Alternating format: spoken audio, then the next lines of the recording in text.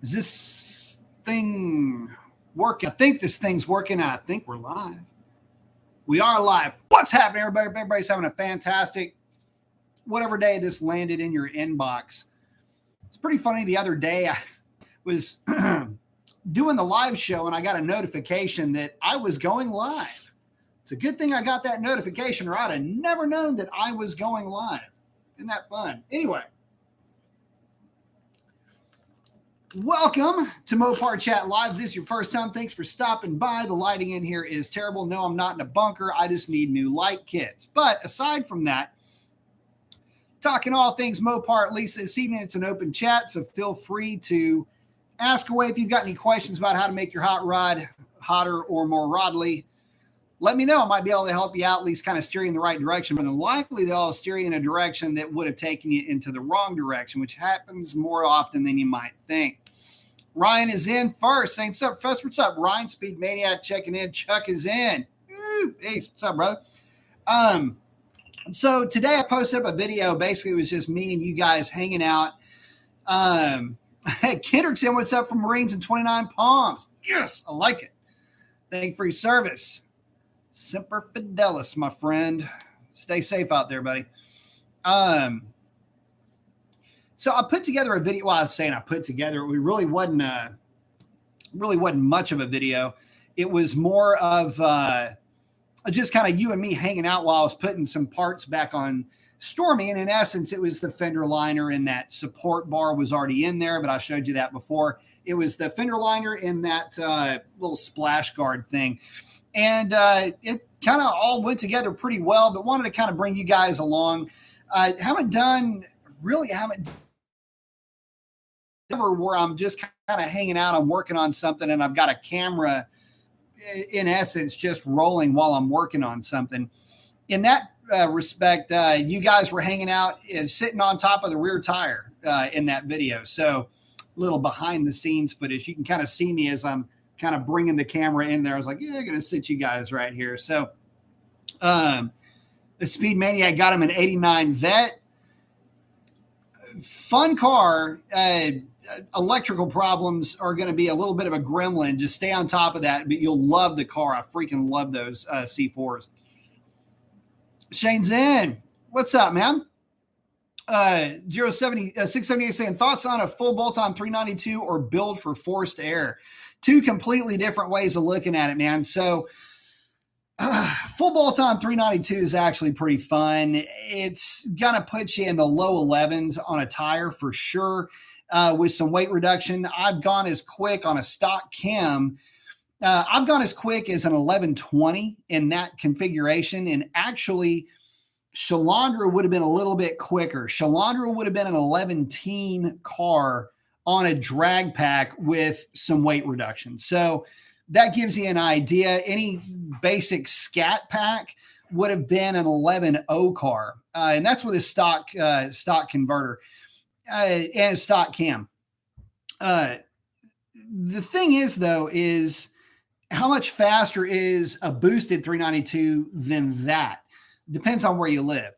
I've got the advantage of having Mother Nature on my side for density altitude. I was able to run the car in really low DAs. And so because of that, I was able to capture those numbers. The thing about boost is that, well, you can always seem to run at least 1120s with the car with even a D1X and a race intercooler. So you don't have to do anything for that. Basically, it's just buy the parts and install them and tune it. So, you know, there's that to consider when you're talking about, you know, should I do a boosted setup or a full bolt-on?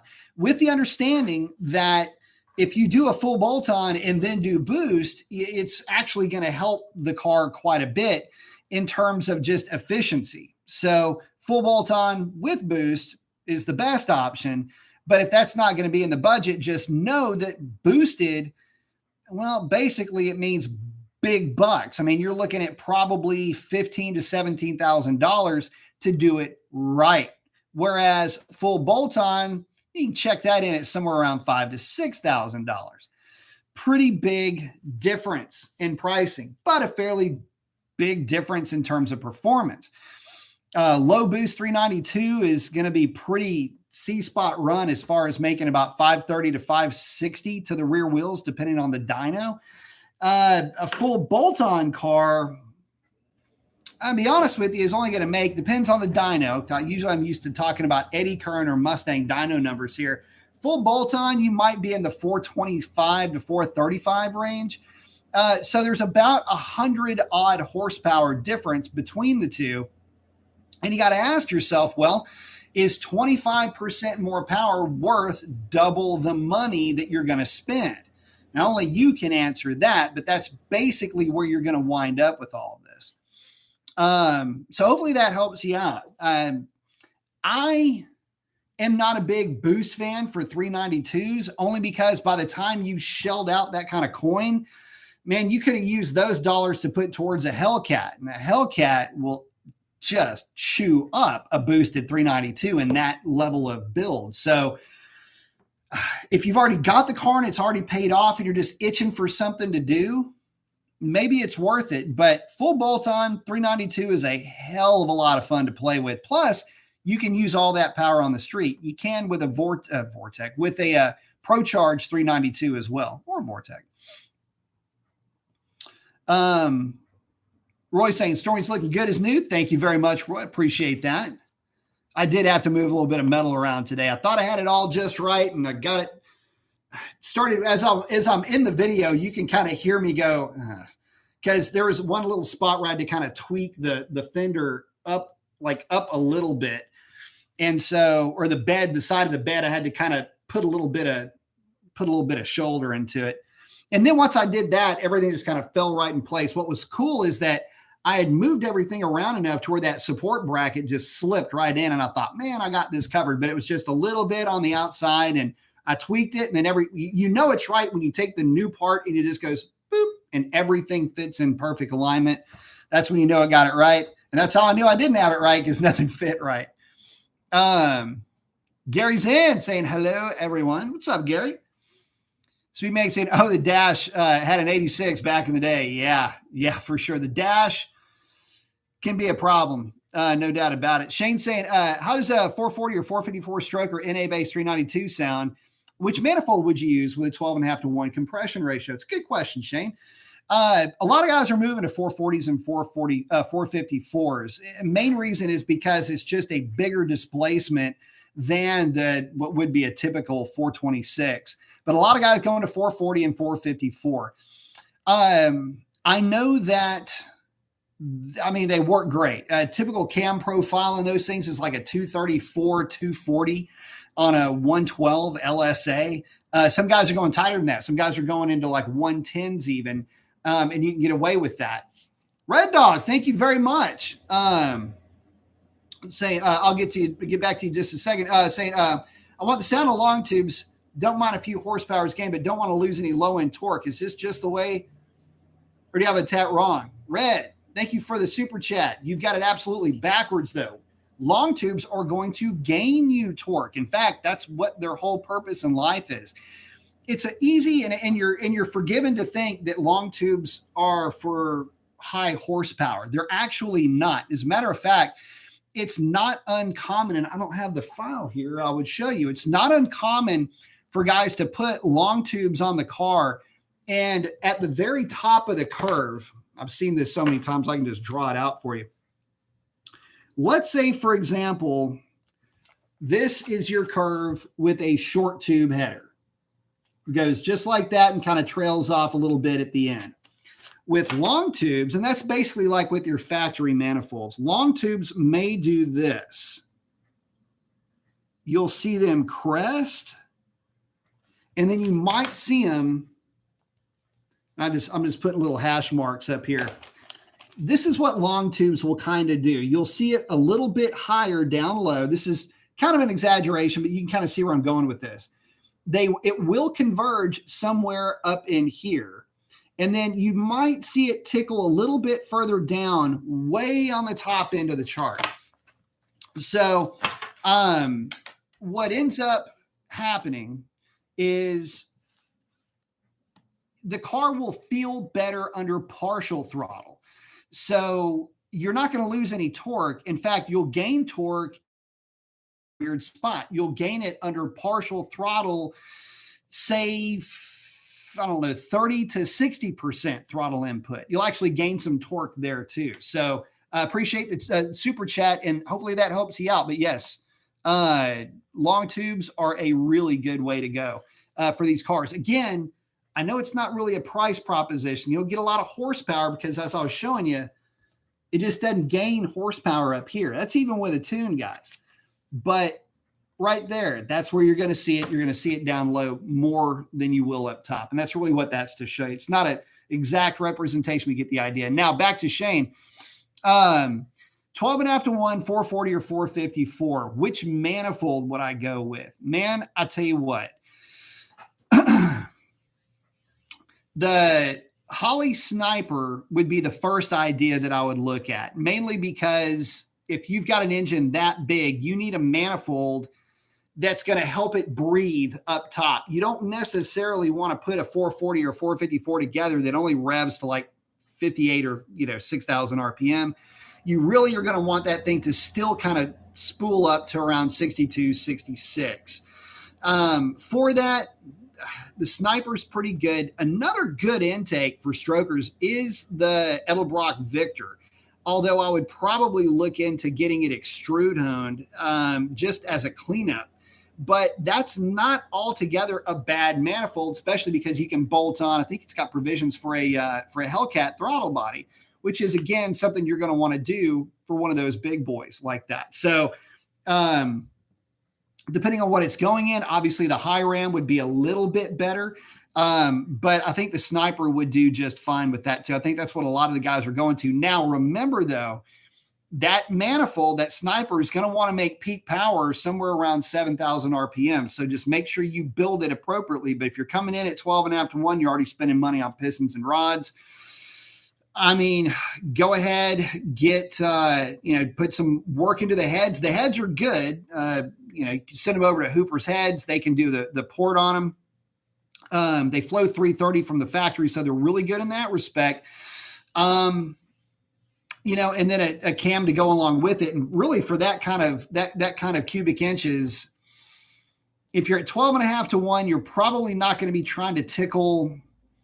I mean, if you want to go, that's right where E85 starts to work, as at 12.5 to 1 well for naturally aspirated stuff. So I would say a cam probably in the range of like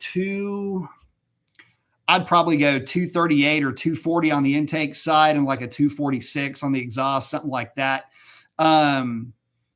Again, just make sure you've got enough of a release cut in the pistons for about 610, 620 lift.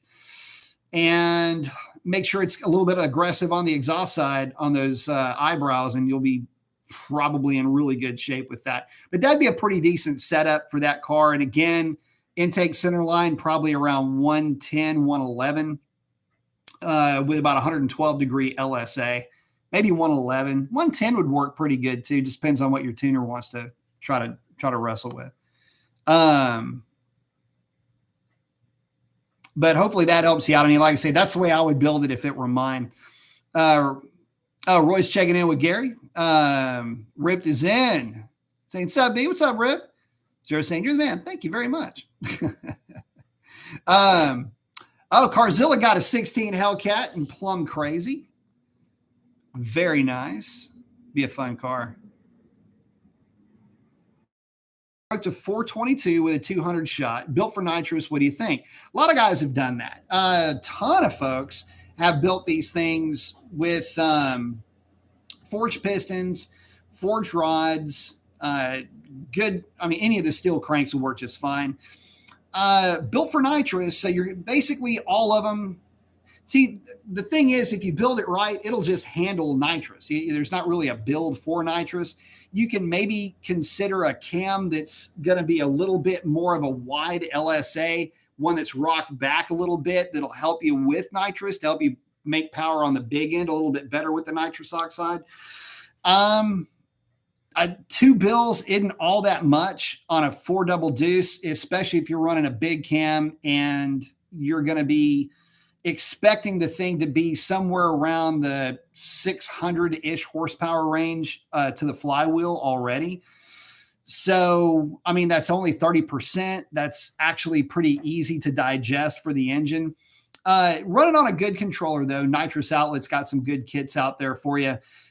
Progressively bring it in over, the course of, I don't know, half a second. And you'll be in, half a second and have it start feeding it in a half a second into the pass. And you'll be pretty good. You'll basically have it cooked by the 60 foot. You'll be into passing through basically 40 feet once it's spraying if you're at the drag strip. But yeah, I mean, that's good. Again, just make sure build for nitrous. So you want to stick with that 7th thou per inch of diameter on your pistons. Conference. That wouldn't be good. VA Rocker saying, hey, good night, Mr. B. Hey, VA, what's up, man?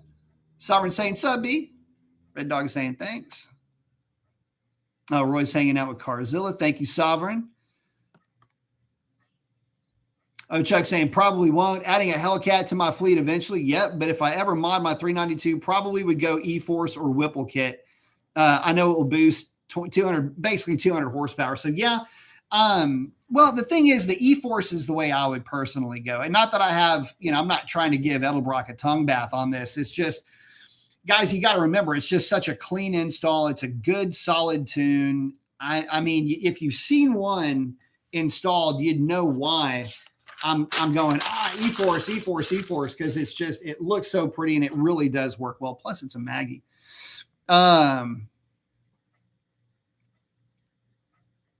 Oh, Carzilla's. Oh, he's letting us know. Yeah, it's a Challenger, I believe. Yeah, it's a Challenger with 2 sets of rims and tires. Well done. CJ is in saying, what up? How's it going? It's going good, CJ. Thank you.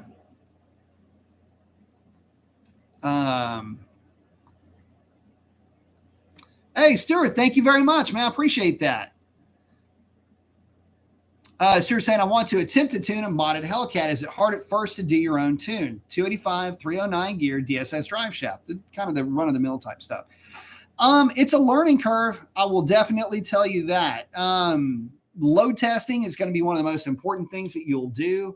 And what that is basically putting the car under load, but under partial throttle. That's on a loaded dyno. That's really going to be one of the most important things you can learn. It's basically how to run the dyno, how to look at fuel trims, all of that kind of stuff. But realistically, that's actually not a hard one to tune. Still running the stock pump. I mean, 309 gear makes life a little bit easier on the engine itself per gear. I mean, the drive shaft really doesn't hurt or help you on that. But no, it's not that it's hard. It's just, it depends on where you live, your fuel quality and all of that. I can tell you that, I don't really like giving too much advice on tuning because everybody's environment is different. Literally where they live, the elevation they live, the humidity, all of that plays a big role in how you're going to tune that particular vehicle. It's, the whole adage, if you live in, Denver, Colorado, you're going to be in a completely different air charge situation than you are if you live in Bradenton, Florida, for example. So all of those things do kind of come into play. Obviously, you're only going to hit, depending on where your elevation is, a certain air charge. So 280 car would be kind of like messing with a stock tune at low altitudes, if that makes any sense. So, but it's not hard.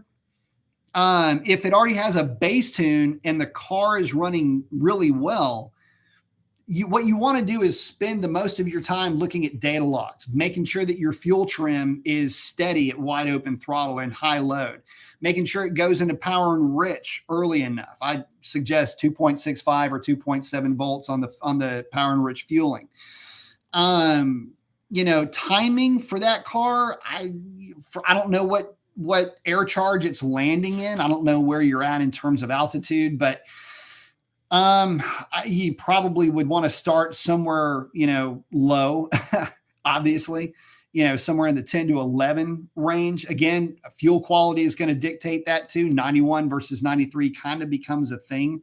How often is the car driven?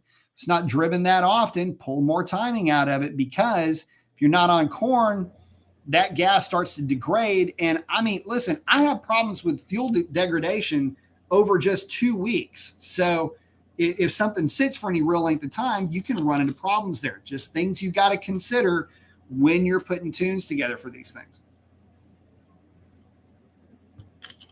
Let's see. But hopefully that helps you. I don't want you to not learn. I want you to learn how to do it. But just remember that it's not don't get frustrated, but it's kind of like learning a new language.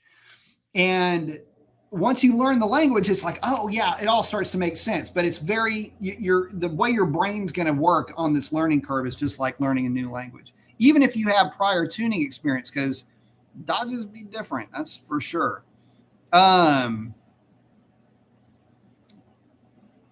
Gary's saying, thanks for the welcome, Roy. I like it. CJ is asking, what do you think of the 0406 Pontiac GTO as well as the 09 Pontiac G8 compared to the Charger and Challenger? They're smaller. I actually like GTOs. I've always kind of wanted one a little bit, but they're fine. They're good. They're kind of heavy. I mean, it's the Holden platform. You guys know that. A little bit on the heavy side. I wouldn't get a 5.7. Stick to the 6.0s. You can make tons of power with them. And, they look pretty cool. I always liked them with the Holden front and rear clips set up like the supercar type cars. I always like those cars set up like that. So I'm a fan. I like them.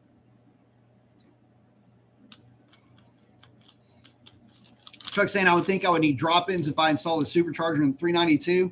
Talking about for the ring gaps. Sort of no, sort of yes. I mean, if to do it right, yeah, but once you start digging into that, get a Hellcat. I know that that's kind of my default thing, and I talk about value propositions and all that. Guys, it's just the reality of that type of a vehicle. I mean, once you start slinging that kind of money around, there's already a car that's had that money kind of slung around it. And it's the Hellcats kind of fall into that. So, but yeah, ring gap is kind of a thing. Ron's asking about my tire situation. You talking about these right over here? Those are the DBRs. The Hoosier DBRs. Oh, the tire situation with Stormy, I guess is what you're talking about. Sorry. Well, so lots has transpired. It's got a new tire. The rim was totally fine, by the way, guys. I forgot to mention that the rim never got even a nick on it. Kind of weird, but it didn't. So the tires on the truck, the fender well liner, if you want to call it that, it's just a kind of a big splash shield on the inside. It doesn't have a full radius fender liner, it just has the partials. Anyway, that's in the truck. We did that today. We did with you guys. We were just all kind of hanging out, working on the truck together, talking about trucks and why I bought the Dodge over the Ford, which I'm very happy to talk about too, if y'all want to talk about that, because that's a question. And so the reason why I did that video, just so you guys know, I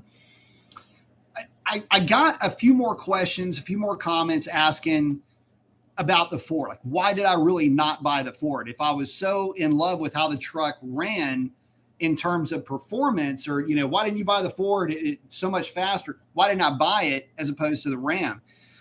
So we can talk about that. There's some pretty valid reasons why I didn't buy the Ford. Some of it was due to the dealership experience alone. And that was validated. My concern, I should say, I believe was validated by the way that my dealer took care of me and is continuing to take care of me with the situation with Stormy. So a lot of good things came from my Ram dealership, and the way that things were going with that Ford dealership, it was looking like it was going to be a complete disaster flick working with those people. And this is on an interpersonal basis. This isn't like they're not going to do a good job or something like that. When I go to the Dodge dealership here in my hometown here, new hometown, I should say, which is Bayshore, that's Stormy. We talked. And it was a real quick, like, how you doing? I'm me. Here's what's going on. They go, oh, okay, cool. Let me jump on that for you. And there's no pretense to it. Everybody's really cool about everything. There's no resting on some parliamentary procedure to get something done. It's if something needs to get done, they knock it out and it's a done deal. And so I just didn't feel the reciprocation from Ford just in that respect, aside from the car or the truck rather. Riff's hanging out with Gary. Ron's asking, in my opinion, do I think the stock Scat Pack is a beast? I think anybody's opinion would say yes. I mean, anything that can fry tires at will that is that big and that has that look and everything. I mean, what else would you call it? I mean, they're really fast. They're really good at what they do, especially if you're on a drag strip or if you're on like a dedicated drag tire on the street. It's a pretty strong value proposition. So yeah, I mean, it's a beastly car, no doubt about it. I mean, 485 horsepower, 475 pound-feet of torque. That's a beast in anybody's book. Plus the thing will do about 180 miles an hour top end. So it's still fast. It might not be highway Mustang fast, but it's definitely show a Mustang its taillights for most of, if not all of, the quarter mile, stock for stock, both of them on a tire. CJ saying, I heard that Ford may be bringing back the Ranchero just like they brought back the Bronco and the Maverick. I think I saw something like that, but it was more of a Ute looking thing. But yeah, we'll see. I heard that, but I haven't seen anything definite. I would love for him to bring that Ute to the States though. That would be sick.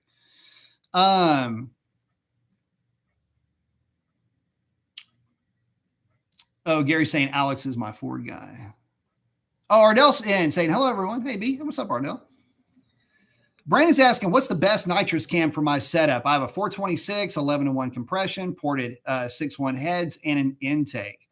What is the best nitrous cam? Well, I got to start asking a ton of questions. There isn't a best. You guys know there's no such thing as a best cam. But I can try to get you close based on what you're going to be doing with this car. I'm assuming that this is not a dedicated drag race car. In other words, we're not talking about a car with a 5,500 RPM stall that has been completely gutted. You've got like a 3,500 pound race weight, ballasted. That's not this car. Another high 7-second car, like the typical race Hemi car type setup. So I have to assume this is a street car, and you've got a ported 6.1 head. So you're going to be limited in flow compared to an Eagle. So you're going to need a little bit more duration.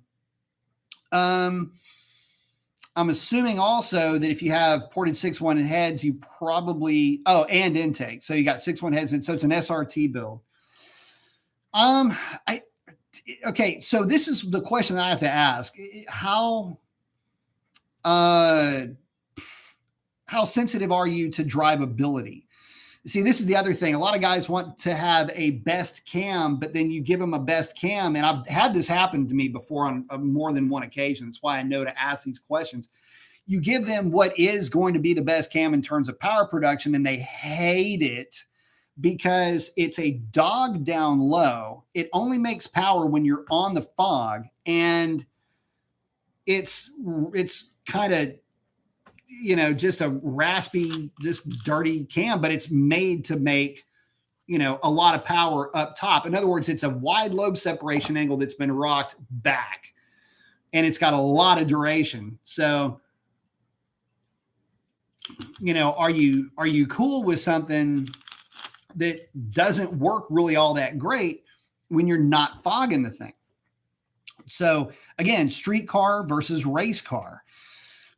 It's a lot of gray. And just a sliver of black and white on either end of that bookshelf. So here's what I'll tell you. I will give you the specs of a cam that doesn't exist. You'd have to find one similar to this. But for a 426, with the 6.1, I'd probably go something like, I'd stretch the duration out a little bit. I'd probably go 230. I'd probably go 238, 244. And I would set it up on a 114 LSA with an intake center line of around 110. That would probably make life pretty decent for you. It would it'd be raspy, but it would do fairly well on the nitrous, and at least it wouldn't feel like a total turd driving the thing around. And that's the problem with nitrous builds. Unless you're fogging it, a lot of times they're just a little soft. That cam would give you something to kind of be able to play with a little bit, although it is heavy on the on the duration. But again, I don't know how much nitrous you're running. If you're only running like 150 shot, pull about 4 degrees out of that duration. Do like a mid 230 with a 240 on the exhaust side. Lift, it really doesn't matter. 600, 5 really doesn't matter.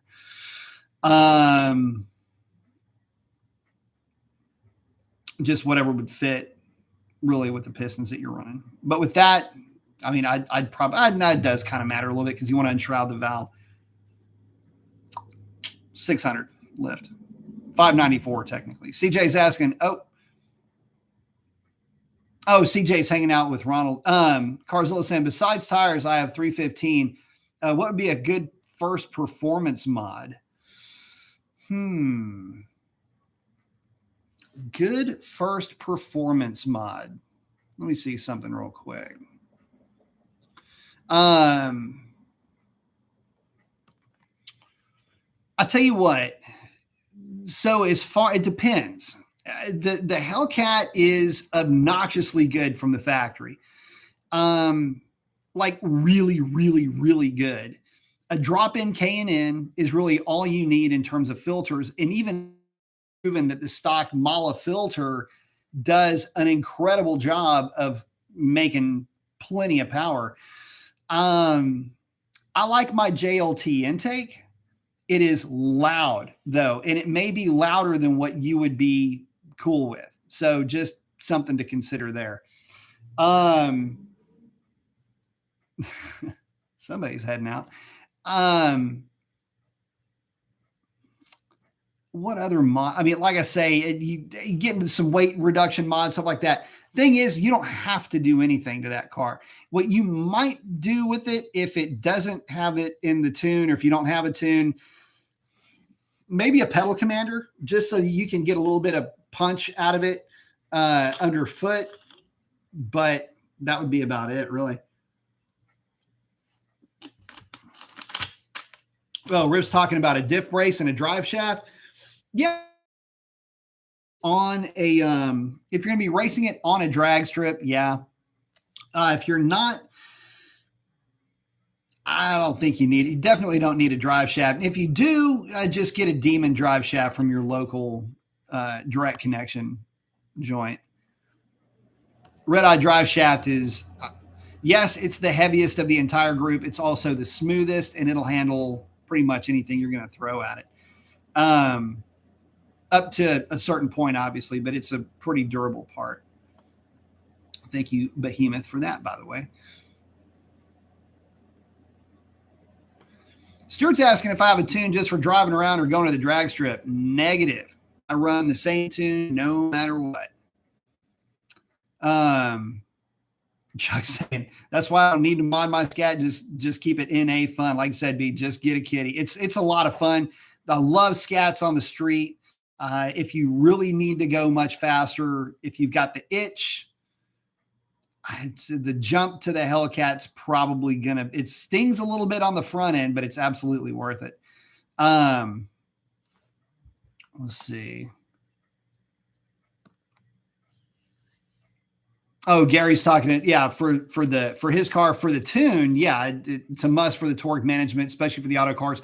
Yeah, I did a lot of testing with that. I did before, after runs with all the torque management in the car, all the torque management out of the car. And believe it or not, there wasn't a huge difference, although there is some difference. You need a little bit of torque management still in play to help the car make the shift. But 100% out versus 100% in, there wasn't a huge difference. And that's NA and in the Hellcat stuff.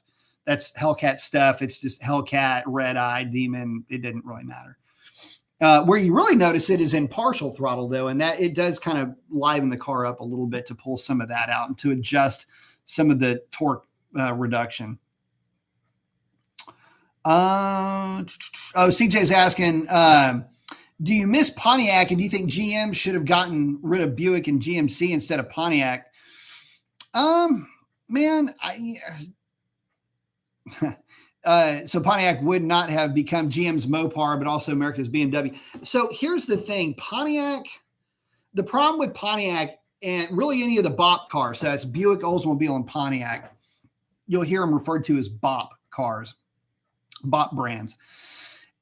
The problem is that they all had bespoke engines for each one of the brands. And so when GM went away from that and Pontiac wasn't developing their own engines or doing anything really different with the engines other than what, the man was those engines being General Motors, they quit really having a place. They just really didn't have a place for them to land. The last Buick that had its own engine, actually was a BOP motor, would have been the 3.8 liter turbo that was in the Grand National and in the Firebird or the Trans Am.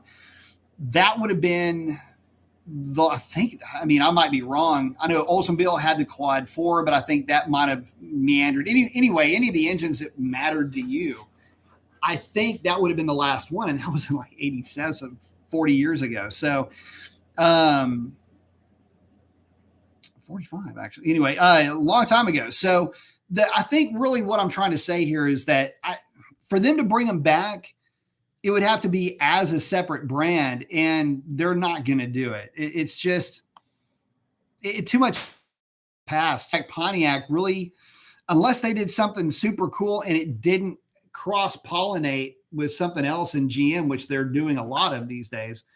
Haven't you noticed? It's one of those things where, I'd love to see them come back, but I just don't see it coming back, I should say. Plug in my phone so we don't lose power here.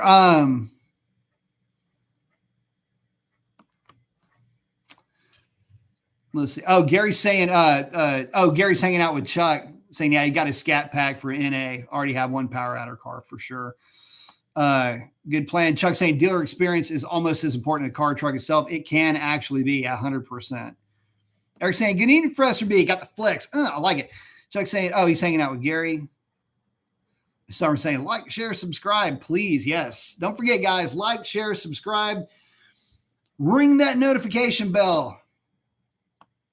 Let you know when I am on. I didn't realize that, kind of an aside here from the show, but I didn't realize how important having that notification bell was. In fact, what I need to do personally, this is like a homework assignment for myself, is to go back through the channels that I actually really am into. I'm kind of into some kind of obscure, all automotive or aviation centric type channels.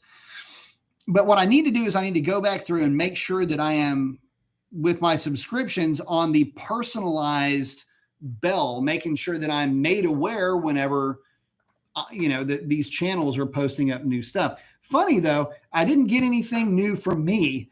So I didn't get my own notification. So I get it. I'm subscribed to me and I didn't get a notification that I was on. So I don't know.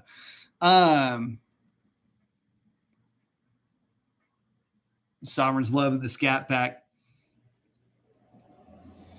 Stuart's asking, do you know anyone that has pulled the AC out and how much weight loss is it? The AC system itself is about 25 or 30 pounds worth of stuff. I don't know of anybody that's pulled it out. and just ran it with no AC. But I believe it's right around 25-ish pounds worth of. It depends. It also depends. Are we talking about the heater core and everything else? It probably comes out to about 40 pounds worth of stuff. Because you also have to remember, you're also removing the fluid and everything else that's in there too. Oh, Rich saying one of his first models with JLT intake, and he loves the way it sounds. That's the thing. I love mine. I put it to you like this: the fastest my car has ever run has been with the JLT intake. Did it run that number because of the JLT intake?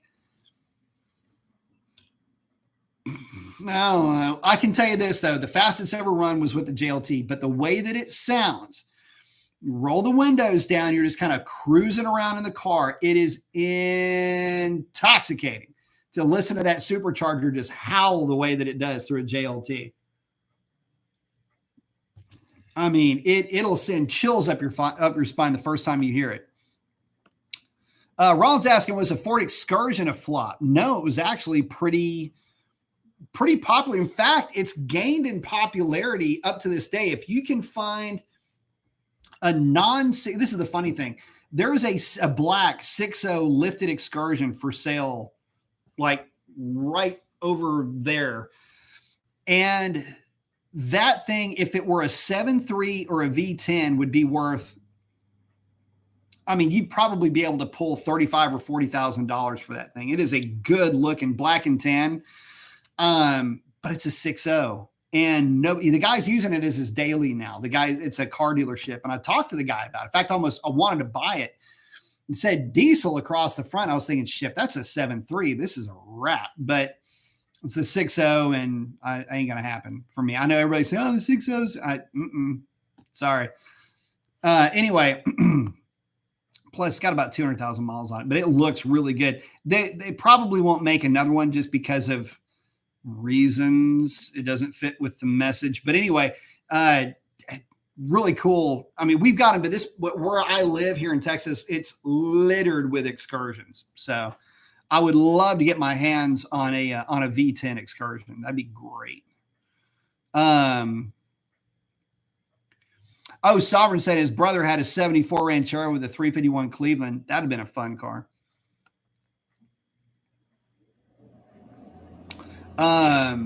Ronald, yeah, I'd say the stock Hellcat is a monster. Anything that runs 10s that can go just about or over 200 miles an hour, that's a monster.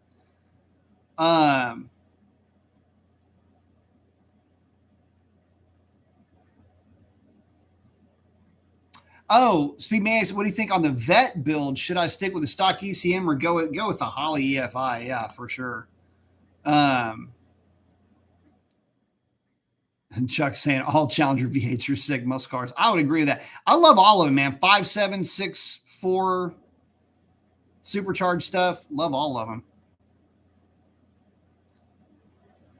Chuck's saying I spend way too much time in mine. Ghost everyone and disappear. Let's see. Oh, CJ's hanging out with Chuck. Let's see.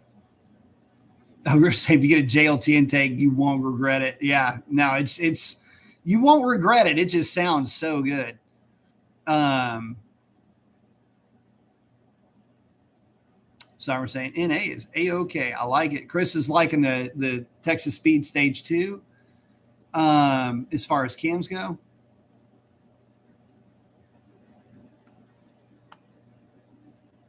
Let's see. I think Chuck's hanging out with a couple of guys here.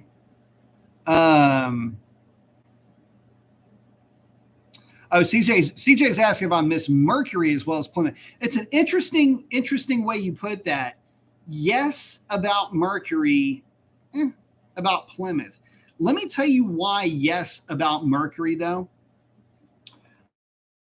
A place. Okay, let me explain what I'm talking about. It would be the same reason why I would miss Oldsmobile, but I wouldn't miss Pontiac for GM. So look at it like this. If you have, so the Challenger is to Ford not as the Mustang, but as the Cougar. The Challenger is bigger. It's always been a little bit more of an upscale buy than the Mustang. The Cuda would have been more Mustang, but even then, it is, but it's not. The Challenger really is the direct line of sight to the Cougar, which is one of my all-time favorite cars, by the way. I was always, I love a fastback 66, right? But if you give me my choice between a Cougar and a Mustang, I will almost always go Cougar. Provided you get shock towers fixed and everything else, because those old Mustangs, they have a lot of twisty, bendy problems. But Oldsmobile to me was the big body, luxury, go fast platform. Think GS Stage 1, GS Stage 2. GS Stage 1 is faster than 2, by the way. Those were cars that I was attracted to. The bigger car, a little bit more luxury, personal luxury car, and the stripped out cars. I was always kind of a bookend guy. Like for me, the ultimate would be just a stripped out 68 Roadrunner or a 70 Grand Sport Stage 1. That would be my cars. One of them's a little bit more luxury. The other one is more strictly business. I'm not really an in the middle guy. Like I'm not really a Chevelle guy, so to speak. Even though I know all about it, but you kind of get the idea of what I'm talking about. But yeah, I miss Mercury Plymouth, but I do kind of, because how cool would this be? Okay, think about this for a minute. Mustang, okay, whatever.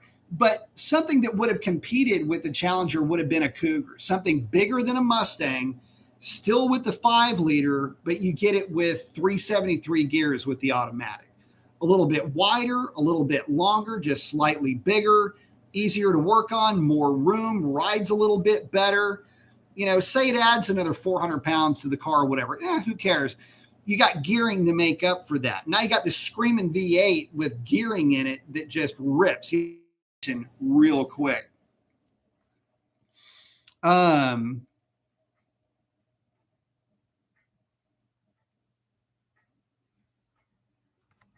Sovereign's asking about Growling Sidewinder. I think did I see that one? I haven't seen that one. I saw the one where he went up against like a bunch of like 3 or 4 F-15s. But I haven't seen, at least I haven't really been looking. I've been swamped for the last 2 weeks. I'm just now popping my head up a little bit. Carzilla's asking about the JLT. You can, there's a block off plate that you can put over one of the vents to keep it from getting wet if you want. Gary, thank you very much, man. Saying for the live, get the likes up. 32 watching, only 16 likes. Yeah, guys, definitely get those likes in there, please. It helps with the algorithm a ton.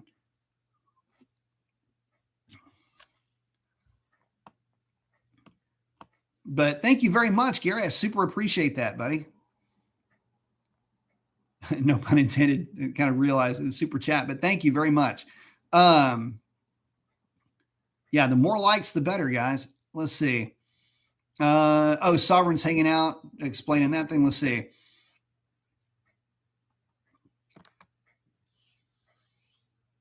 Chuck saying he saw that new Trans Am. Yeah, that rebody.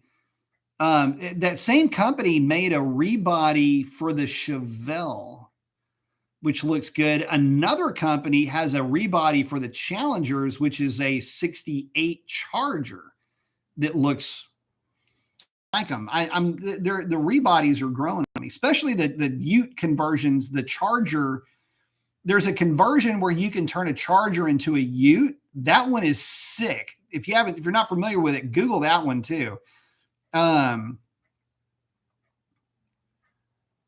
CJ saying if he was going to get an Excursion, you get one with either a 6.8, the V10, or the 7.3. Yeah, for sure. I'd probably go V10 just because gas. I don't know. Be better if I got a diesel, but anyway, I'm not getting one, but you know what I'm saying.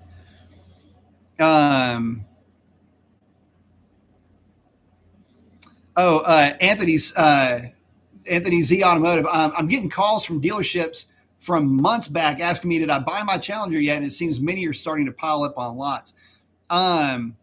So yes, you are going to start seeing more cars on dealer lots.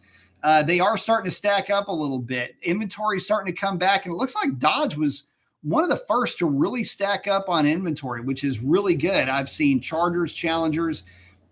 Ford's doing a decent job too, getting some vehicles in. I don't know that Chevrolet is doing that great, but I think you're onto something, Anthony, for sure. Chuck saying Challenger popularity will never go away. I would agree with that 100%. Chuck saying my hell-raising scat has possessed my soul. They are badass. The Hellraisin's a really pretty color. I'm starting to see that color take off a lot more down here too. Oh, we're saying I kind of wish I got a Charger Hellcat instead of a Challenger though, because already has a Pro Charge 6.1 Challenger. I love the Chargers. The Chargers to me are just a little bit more torsionally rigid compared to the Challengers.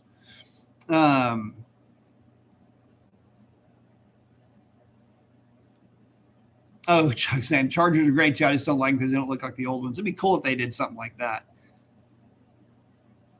Sovereign saying, yeah, Growling Sidewinder. He does have some cool videos. Oop.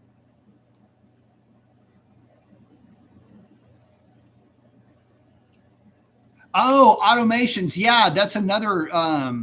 Yeah, you can make your own car company. I haven't played with that one yet.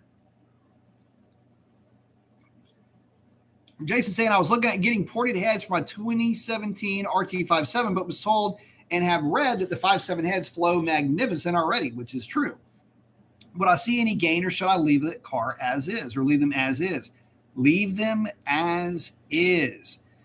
Do not need to spend the money. You're not going to get any gain out of that thing unless you decide that you're going to want to spin the thing to about 75 with a completely different camshaft intake, practically rotating assembly. There's just no reason that you need to mess with those heads at all. I mean, listen, you're talking about a set of heads that flow, depending on the flow bench, anywhere from, let's call it 320 CFM on the intake side. The big block Chevy heads, Recport heads didn't flow those kind of numbers.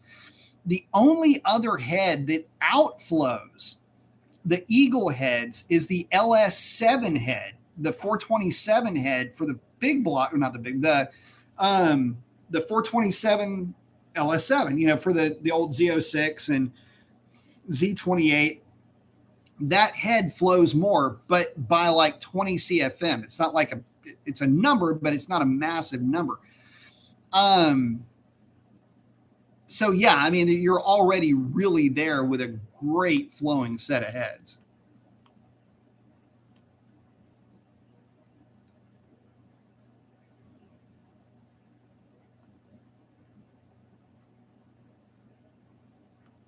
CJ saying, I wish Ford make the 6.8 dual overhead cam. Oh, I don't. They didn't make that. My U-Haul truck when I moved from California to Texas had a V10. Oh, Rick saying there's also a kit where you can make your Challenger a Superbird. Yeah, I've seen that.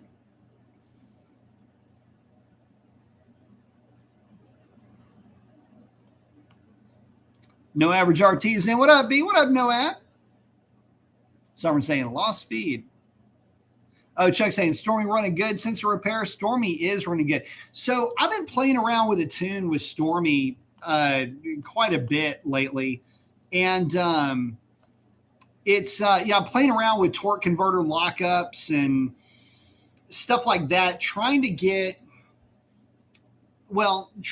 kind of force the thing to not just let it slip all the way out in in a tire hazing scenario. And so there's it's kind of funny.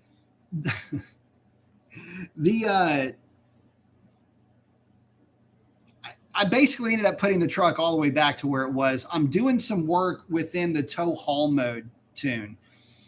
And so, okay, so let's do a little Mopar tuning stuff real quick, because I don't really get a chance to talk the tuning side that much. And I haven't done a video where I'm diving into the tune and showing a bunch of stuff, typically because I kind of tune on the fly. Like at night, if I've got, an extra 15 minutes or 20 minutes, I might kind of sit around and play around with a few things. But here's the funny thing. So I've been playing around with the tow haul mode side of things. And what's funny about tow haul mode is I really like tow haul mode. Just has a little bit higher line pressure, and it's already built into the tune to carry gears out a little bit further. But I have been steadily tuning shift points, partial throttle and wide open a little bit with the tow haul, kind of changing some other parameters around in it. Anyway, I took the truck out the other night, and it lit the tires up, but I kind of just stayed in it to see what it would do. It lights the tires up, boiling the tires through second gear before traction control is like, okay, no, we even with it turned off, I don't kill it in the tune. I just still leave all of that just the same way the truck is driven on the street. I don't change anything for testing. It doesn't do me any good to change it for testing, because I need to see how it's going to act in real life. Anyway, it was just kind of funny because the truck is just boiling the crap out of the tires in second gear. And it was just, I don't know. The truck, it surprises me sometimes with how well it runs. And so anyway, I did a back-to-back. In essence, I tried to use the tow haul torque converter settings in the normal mode. And actually, normal mode is a little bit more aggressive with slip. And there are scenarios where the truck doesn't like a lot of slip. It actually likes the converter to be locked up. And so anyway, that didn't work out as well as I thought. Anyway, the shift points in the truck are funny because it's the way you tune an automatic transmission is you don't tune for the peak horsepower, you tune for the fall. And so when you tune for the fall, you're tuning to try to land. In other words, where the RPM lands, you want that to be at peak torque or close to peak torque, but you don't want it to be before peak torque. You want it to be a little bit after, or ideally, if it just sits right on it. And the funny thing is, the messed up thing is both shift points are absolutely dead on 4,000 RPM fall points. So that's good. But you get this weird short shift on the 1-2 to get it to land there. And so I was trying to figure out what shift points would give the car the absolute best 0 to 60. Roy, hey, thank you very much. Saying thanks for Mopar Chat Live. Have a good night, guys. Work early again. Peace out, man. Thank you very much. I appreciate that very, very much. Thank you very much, Roy. Awesome. It was funny that the factory shift points, I've just tickled them a little bit on the 1-2 just to ensure that it falls where it's supposed to fall. But man, it's close. But you get this weird like 51 or 5,200 RPM shift on the 1-2. It lands right at $4,000, and then it just starts banging out 5,600 RPM shift, or 54 and then 5,600 all the way out. Actually, no, it's 55 and then 56. The funny thing is you can feel the truck nose over if I carry it just the extra 100 RPM. It pulls and then it slides and then it makes the shift. And if you're used to, you get into racing and it's just something that you start to pick up on. And when it happens, it's like an immediate like, up, got to change it. And now the truck is just bang, bang, bang going through the gears. So anyway, it's been a lot of fun tuning Stormy. And so I wanted to get a back-to-back from normal mode and tow haul mode. This is a lot harder than you might think, because even though I'm making the hit at the exact same place, I mean, I'm not kidding. The front tires are sitting in the exact same spot every time I make those hits. When you watch me do the in-truck videos, when I'm actually covering a number, I'm that particular about exact same stretch of road. Oh, by the way, it starts to come up. So I'm actually going uphill a little bit at about where like the 1,000-foot mark would be. So it's not the whole pass, and it's not downhill anywhere that I'm aware of. But at one point it does start to creep up, and it's this, what? And then it goes 1/4 mile. Anyway, that is uphill. So if you've ever noticed that, or you thought that watching one of the videos, you weren't imagining things. It does go uphill towards the tail end of that hit. Not that it really, I don't think it makes that much of a difference.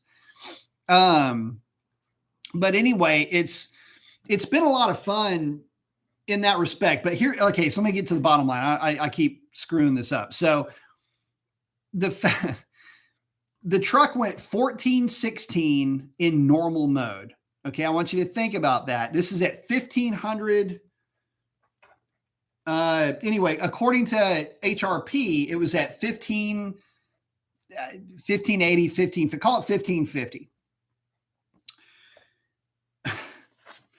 Make the loop, come back around, and I'm literally hot lapping this thing, but it's cooling off enough. I'm looking at oil temps, and I'm making sure oil temperature is practically identical, water temps practically identical, or it is identical, not practically, it is.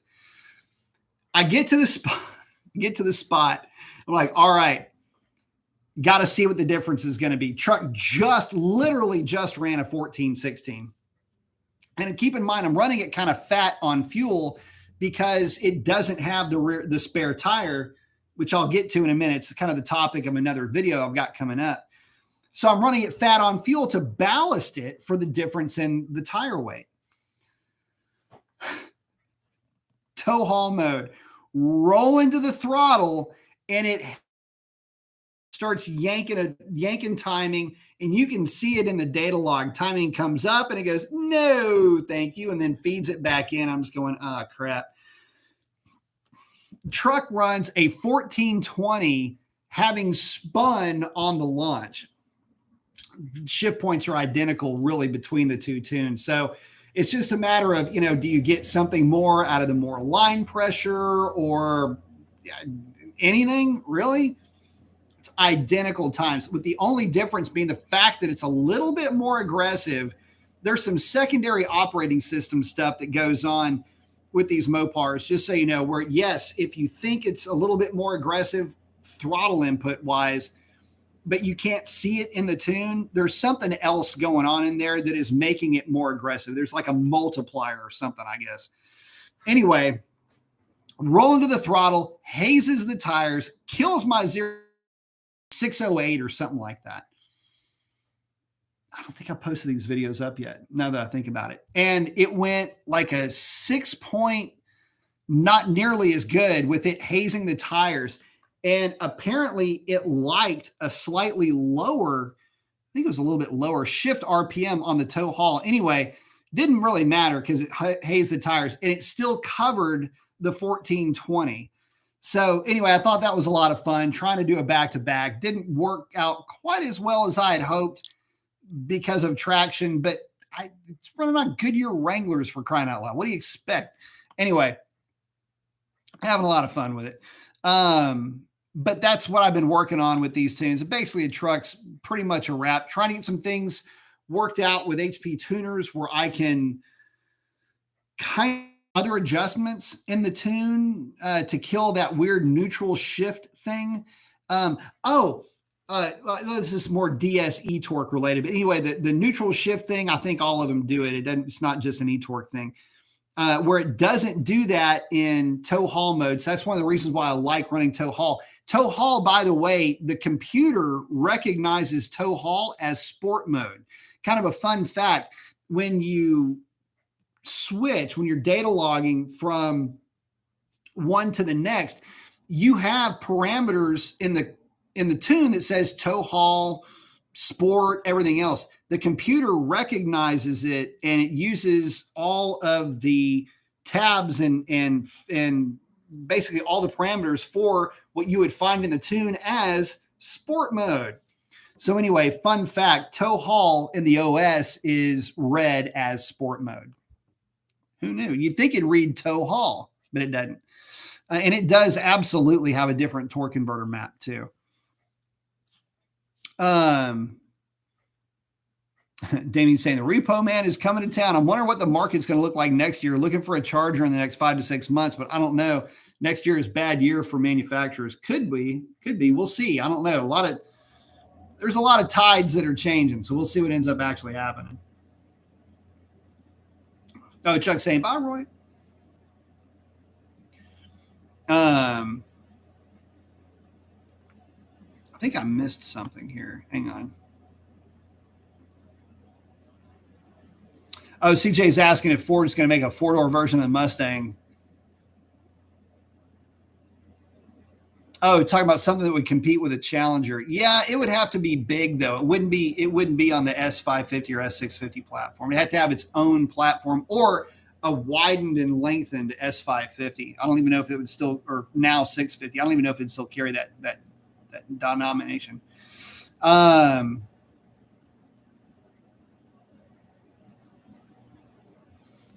Oh, CJ's. Oh, talking about, yeah, it wouldn't be a cross. It couldn't be for what I'm looking for. Chuck saying I hate sedans. The M5 competition special would look so much better as a coupe. They love them some four doors over there. Daniel saying hate's a strong word. Riff likes the CTSV. CTSV looks good. Chuck's liking coupes. You know, it's funny. There's a lot of push right now with four-door cars, though. That's not what Chuck's going to want to hear. A lot of guys are rocking four doors, which is kind of funny to me. Jason's asking, what are my thoughts on the flex fuel kits for Mopar engines? I'm not a big fan of them, mainly because they're not making the change in the OS. In other words, they're not making the change in the actual operating system. They're making the change separate. Now, the company, who I never can remember the name of, anyway, has a GM-style flex fuel kit for the Mopars, which is fantastic. I love that they have that. The problem is that you can't, it doesn't work in concert with the operating system that comes from the factory. It's separate. Now, it does a great job of splitting up fuel, but it's up to you to change the tune to a timing set that will work well with the 93 or 91 octane that you would put in your car when it comes time to, put that fuel in it. Now, the flex fuel will adjust fueling, but again, it's up to you to put the tune in that adjusts for the timing for the lower octane fuel. Let's see. CJ's asking about the solstice in the sky. There were some guys that were hot rodding those. They were kind of catching some traction a little bit, but then the platform just kind of died out. Rip's talking about he doesn't know about flex fuel, but E85 on the Cat was a good idea. E85 and boost, that's peanut butter and jelly, dude. I mean, you're almost, if you start really, really heating up that car with boost, it's best to go to E85, provided you got good E85 around you. Oh, Red Dog's asking, have I seen Mr. Norm's 50th anniversary gas 72? Chuck's saying his buddy finally had me drive his M5 competition. Yeah, it's nasty, but I love the 69 Charger so much more. No, I get it. There's something about the older cars that just has a certain, the sense of occasion is so much better with the older cars than it is with some of the newer ones. The newer ones, are sick how fast they are. And it's fast on a whole different way of talking about fast. It's like fast.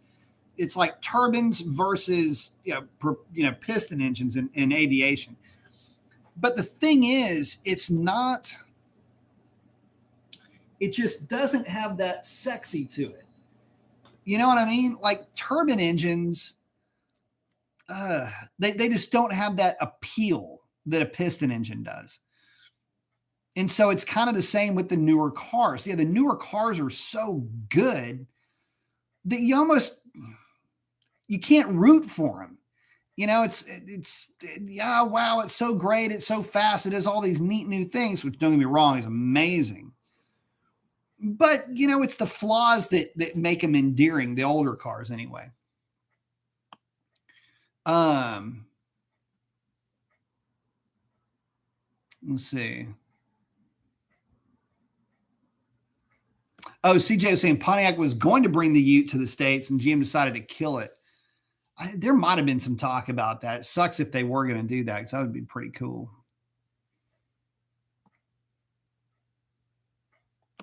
Oh, Chuck's loving that car. He's driven it a bunch, that red 69 Charger. That's awesome. Oh, Damien saying I was looking into the flex fuel as well, but I think you still have to change your pumps out. You still have to go to a twin pump at least.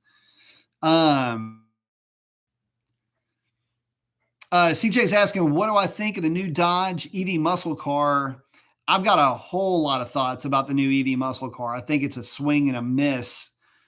But it's a swing and a miss at a ball that was thrown to third base. I mean, it's just like, could you imagine? Like, you're sitting there watching a baseball game, pitcher tries to catch somebody at third and the guy on the plate swings. It's like, what? That's where I'm at with that Dodge EV. The Lightning, look, I don't have beef with the Lightning. I think the Lightning's great. I think it needs a significantly better battery pack, but aside from that, it seems to run pretty good.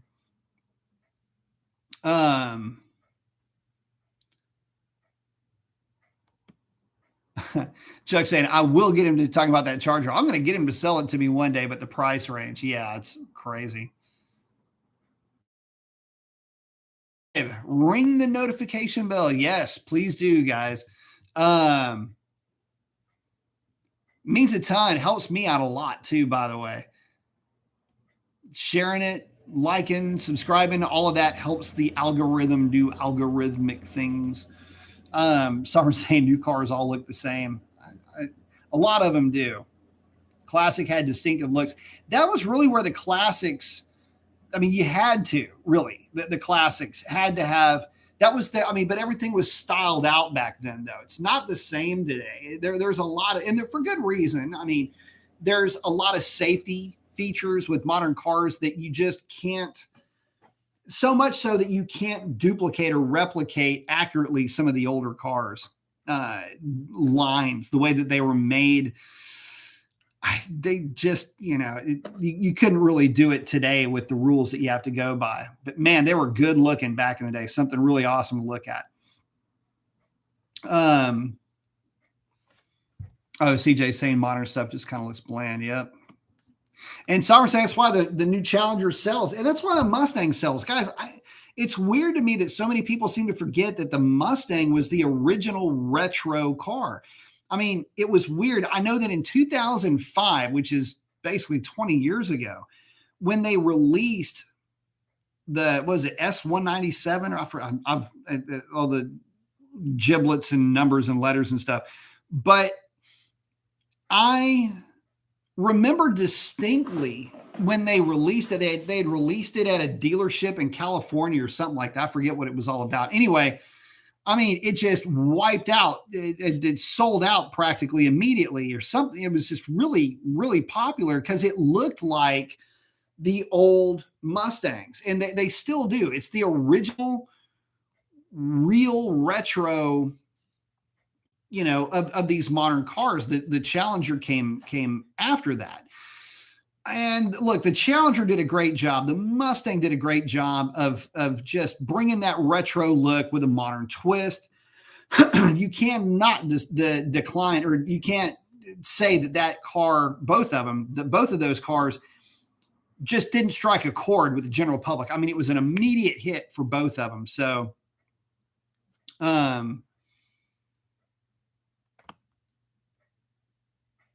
but yeah, it's a major deal with that Mustang being the first of the retros.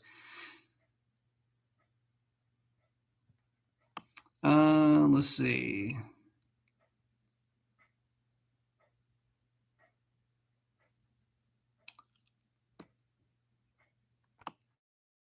I just kind of screwed this up. Timeout. Bear with me here, guys.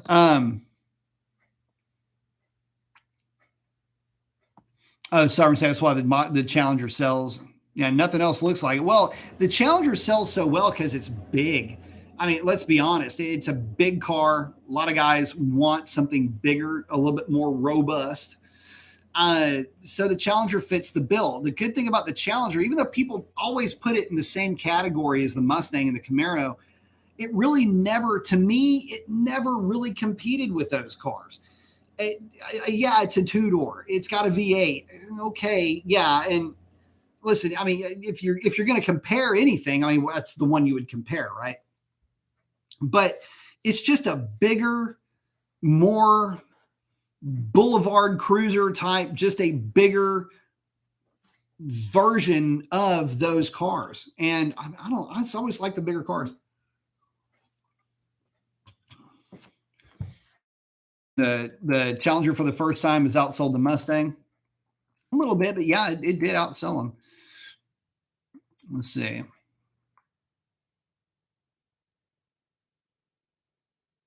Oh, Chuck's saying the classic muscle cars have the feel, the theater, the looks, and ridiculous fun. GTO, Judge, Challenger, Super B, absolutely. And they were such an extension of yourself too, whereas the modern cars really aren't. I mean, the older cars really were rolling art in the sense that clothing is an art form. Now, roll with me on this. So when you see a really good looking suit, okay, you can tell that it was sewn together by an artisan. Okay, this isn't just something that was thrown together. You know, a really nice tailored suit is going to project a certain image. Cars back in the 50s and 60s and into the 70s to some extent, where the vehicle that you showed up in was every bit as to you what your clothing was, what your style was. That's what your car was. And so it was you arriving in style, literally arriving in a certain style that you were presenting.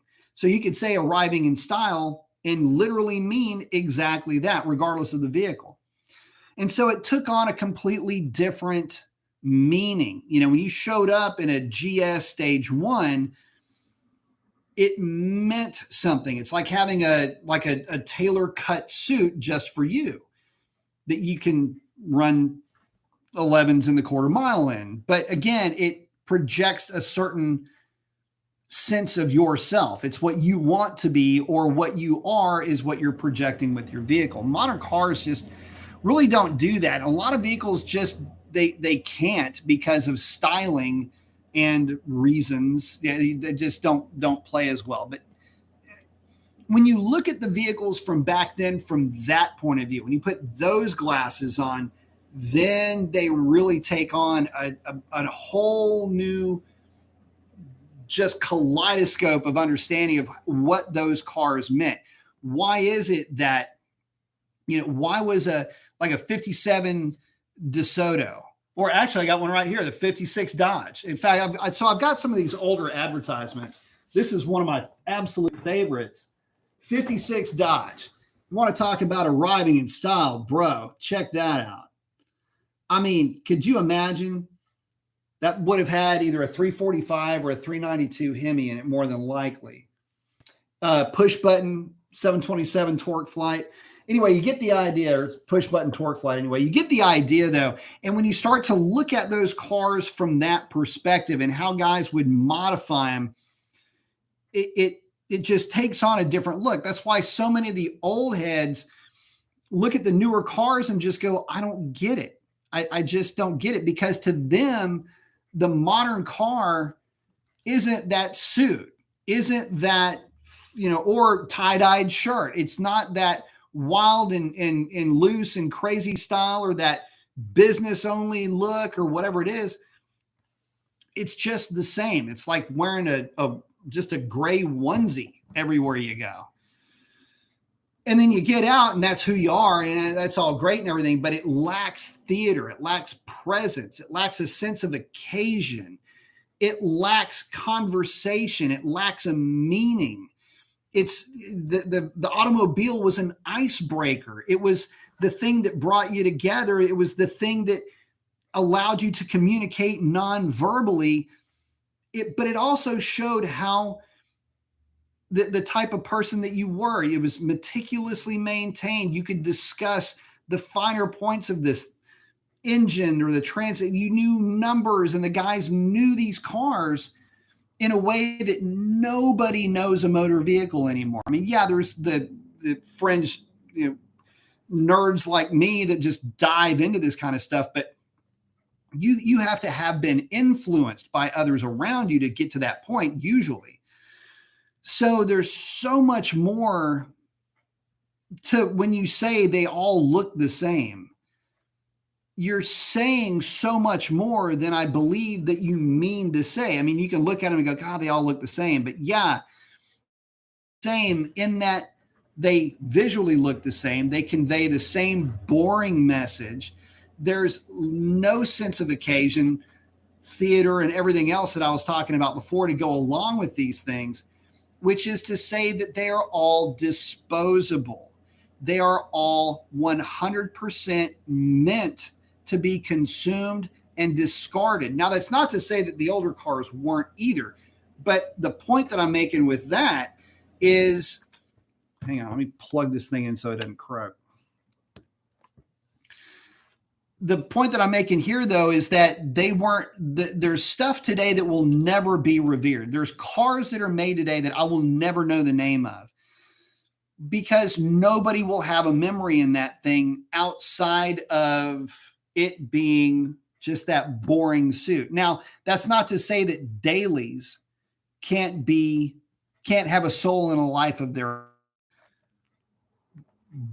but it's just tough to see one go across the stage at Barrett-Jackson, if you know what I'm saying.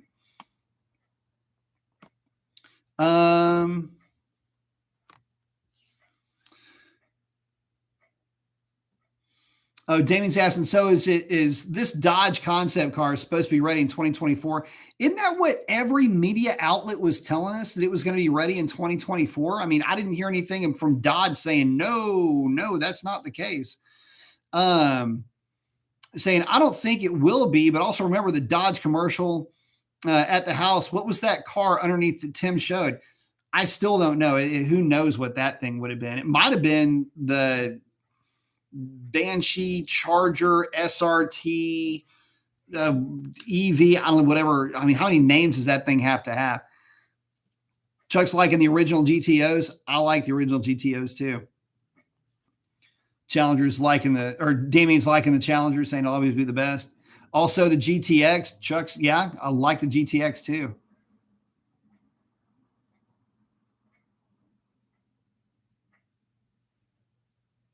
Oh, Damien likes the 69 and 70 Chargers. They're all good. Chargers rule. I love them. That's what Chuck's saying. Damien saying, Mopar, you're either with us or behind us. Sovereign's liking the 57 Bel Air. 57 Bel Air actually kind of gets a little bit of hate from some Tri-5 fans. Like the 57's always on the poster. The 55 is the one that, you'll see a lot of folks chopping up into hot rods. And then the 56 was always kind of my favorite. And I just don't know why. I don't know whatever drove me to 11 did. Not weird, but in saying that, one of the best looking cars that I ever saw was a black '57 Chevy that was dropped with, which at the time I was a kid, had a big block in it.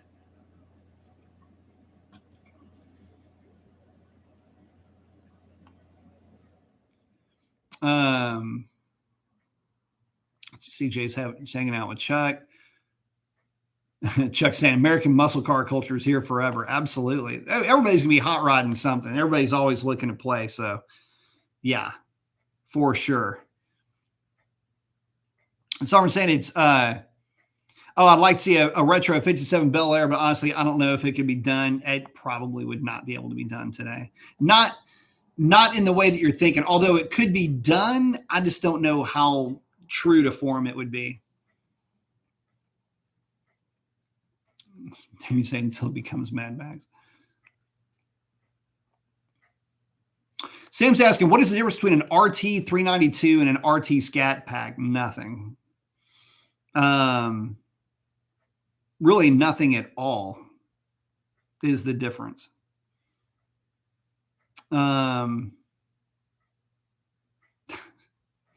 last V8 Hell Kitty roaring through the desert lands. Hopefully it's running on corn.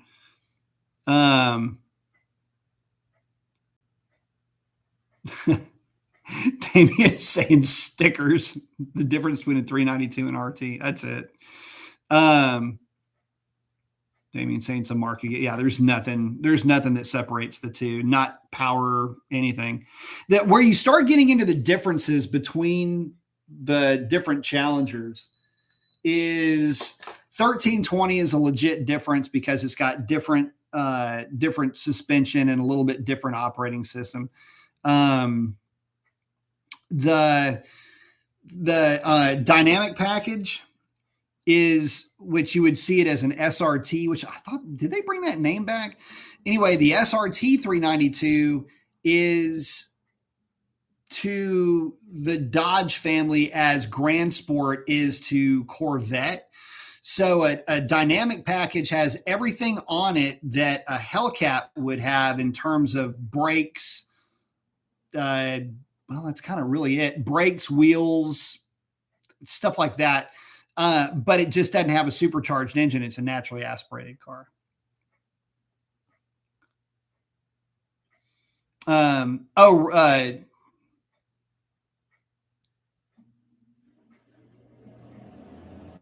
Part thinking it was the same as an RT Scat Pack. I don't understand why it's just it's different packages, but there's really nothing to designate one being different from the next. Rip saying, he meant SRT 392 in a Scat Pack. So the SRT 392 would have, which would also be the Dynamics packages cars, which would be 6-piston Brembos up front, which is the big brake cars, just like the Hellcat. The Demon and the Super Stock actually have smaller brakes. Saves in weight. The SRT initially was the only one you could get with the that ram air looking hood, which just basically just blew air onto the intake manifold, kind of cooled off the top side of the intake manifold. But aside from that, you'd have a clear spoiler for the SRT. Well, let's see. Because here's a window sticker for one right here. And yeah, that's really not a whole lot of difference. But the basics are still kind of there. I think the original SRTs may have come standard. Did they come standard with a Harman Kardon? Let's see. Did it come? I want to say it did. I mean, it was everything but a supercharged engine being the difference. Depends on the year. Yeah, so it would come from the factory with the Harman Kardon system as well. At least it did in 2016. Let's see.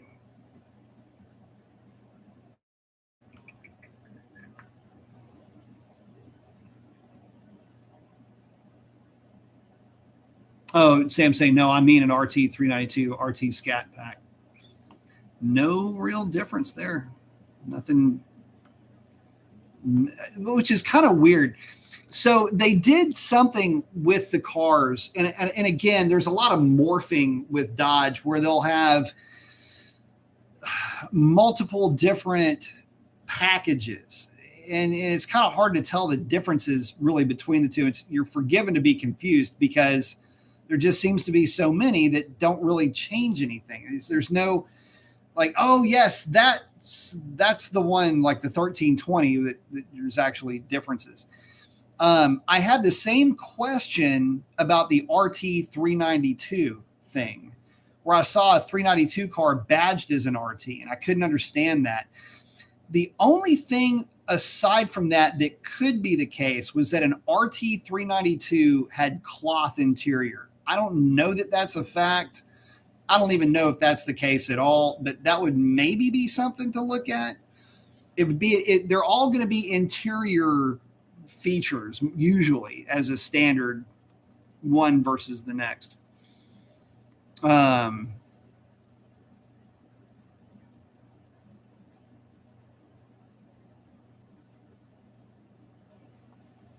But yeah, 1320 is my favorite of all the 392 cars.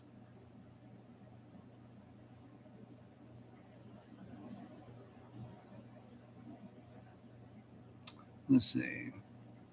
Yeah, Chuck's liking the 1320. Red Dog saying a lot of the changes from 60s to today in car styles is economics. There's that and safety, and there's a lot of stuff that came into play. Many parts are made by third-party manufacturers now, sold to many companies, so therefore many look the same or similar. And you got to remember that a lot of these companies too, they're not each brand's product uses parts bin parts for everything. So in other words, the same window switches can be found throughout several different product lines in one manufacturer family. And a lot of that, it takes it's bean counter and it keeps the costs lower. But I mean, damn, what does a switch cost these days, really? Well, it just means that you don't have to develop a new switch. You don't have to design a new switch. And there's always going to be some type of a testing and everything else. You don't have to test a new switch. So, I mean, I get that there's reasons why you would cross-pollinate your entire lineup with the same type of products, but it just, again, it takes some of the, I don't know, it pulls some of the sexy out of it. I don't know.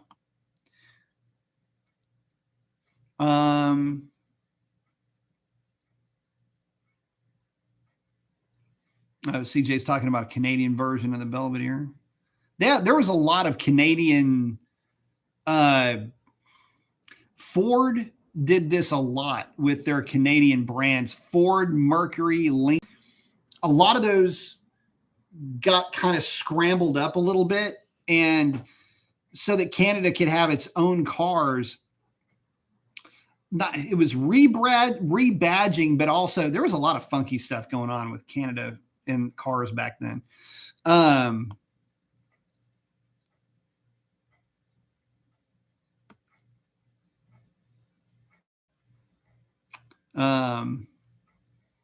Danny's saying, hi, yeah, a few suspension upgrades.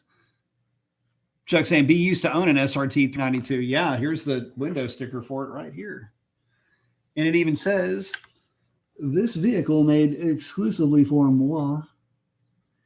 I tell you something. That there's kind of a meme, guys sell a car and then always say, oh, I wish I had that one back. I kind of would like to get that car back. If there's anything left of it.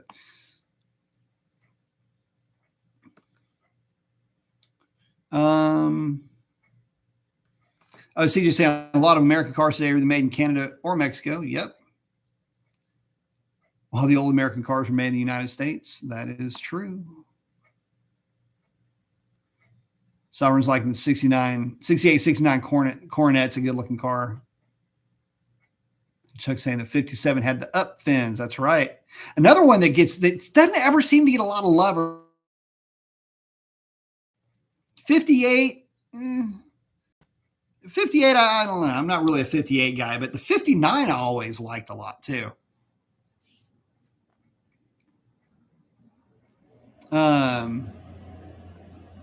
Sovereign's hanging out with Chuck. Let's see.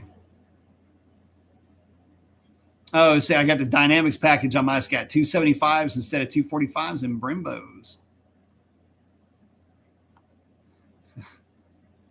XO saying 3.0 turbo. I don't know, man. I mean, you know, if they did it right, if they figured out a way to, you know, I don't know, put something together that was cool that could utilize that engine. I mean, and really use it to its potential. That would be super cool because it would be a throwback. Okay. Think about it like this, a throwback a la Daytona from 1984. In the same way that the GLH, I mean, I know the Hornet's trying to play that flute a little bit, but the GLH would have been in that same idea. As far as being a small engine and a turbo, but what about the DSM cars, Diamond Star motors? What about the Conquest, Starion, in other words? Sweet ass car, 4-cylinder turbo. Still one of my all-time favorites, by the way. Held its own against the best of the time and did it just with a big 4-cylinder turbo. In this case, it'd be a 6-cylinder. It could be done. It could easily be done, and it could be done in a really cool way. It could be done in a way that would satisfy the wants and the needs of the old school purist, in that progress, and at some point we've got to give nostalgia away to a younger generation. In other words, 80s babies want some nostalgia too. Where are my Cold War kids at? They want some nostalgia of their own. They want to see the Fox Body-esque. They want to see, you know, those wacky front wheel drive Mopars that were out there kicking all kinds of ass. I mean, let's not forget that it wasn't that long ago where neons were out there doing some dirty work on folks. So just saying. Summer saying, give me a Challenger Scat Pack with a Vanishing Point theme and I'll be happy. Oh, Riff's asking, what else comes with a Dynamics package? I don't know that there is one.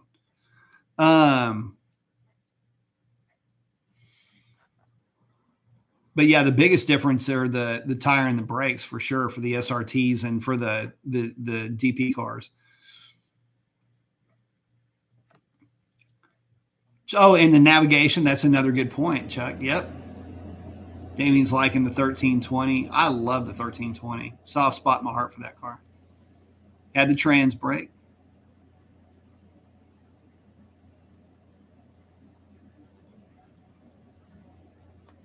I don't know if they had a drag pack from the factory, but they had a one-seat option and a rear seat delete from the factory for sure. Oh, Ken saying the SRT had the adjustable suspension. Here's the funny thing about the SRT with the adjustable suspension. One of the things that I loved about my car, my SRT, and the Dynamics package cars is that, man, you can have 3 different cars in one with that thing. And the drive mode is distinctly different. Street, sport, and track. Absolutely 100% distinctly different. And that's one of the things that I really liked about that car. With the Hellcat, you can't really tell the difference. I mean, you can, but you can't. Where the SRT, you could. And plus, at the time, the SRT had electric steering where you could adjust that, and you couldn't with the Hellcats. Now, the later Hellcats do have the electric steering.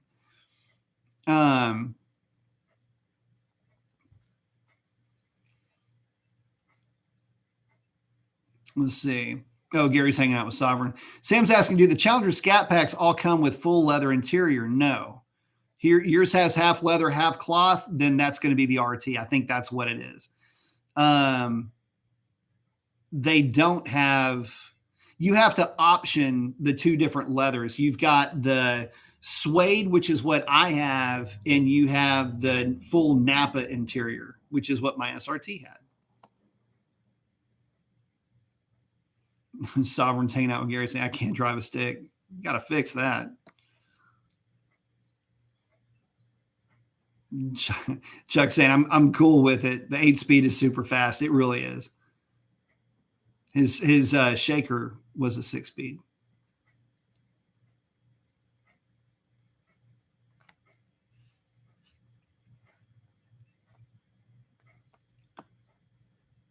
Let's see. Did the later cars have line lock? I never did get in with the later, all the different option packages and everything else. I just never used it. Oh, Ken saying my biggest beef with the Top Gear SRT 392 is that it didn't come with forged internal. I miss my SRT 392 as fun and as fast as it gets for the street, which is true. You know, the weird thing is that it's just a slight change to a ring pack for the pistons, and it changes up what that 392 would be capable of. But I mean, even if it, in other words, even if it had forged internals, you would have to change ring gap either way.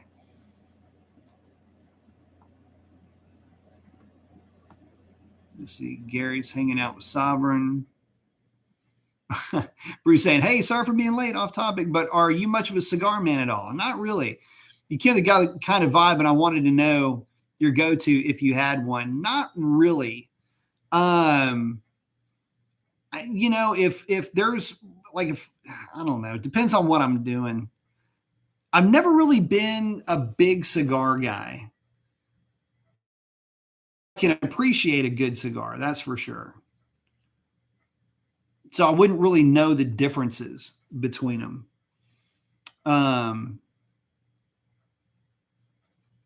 Chuck saying the 57's always been the porn star of Chevys, but I always wanted more of an Olds 442 or a Chevelle. Yeah, I was always more of a fan of some more obscure, that just, you know, some of the, like I say, I mean, I'm bookended with the stuff that I like. Weird stuff. I like the weird stuff. AMC stuff I liked.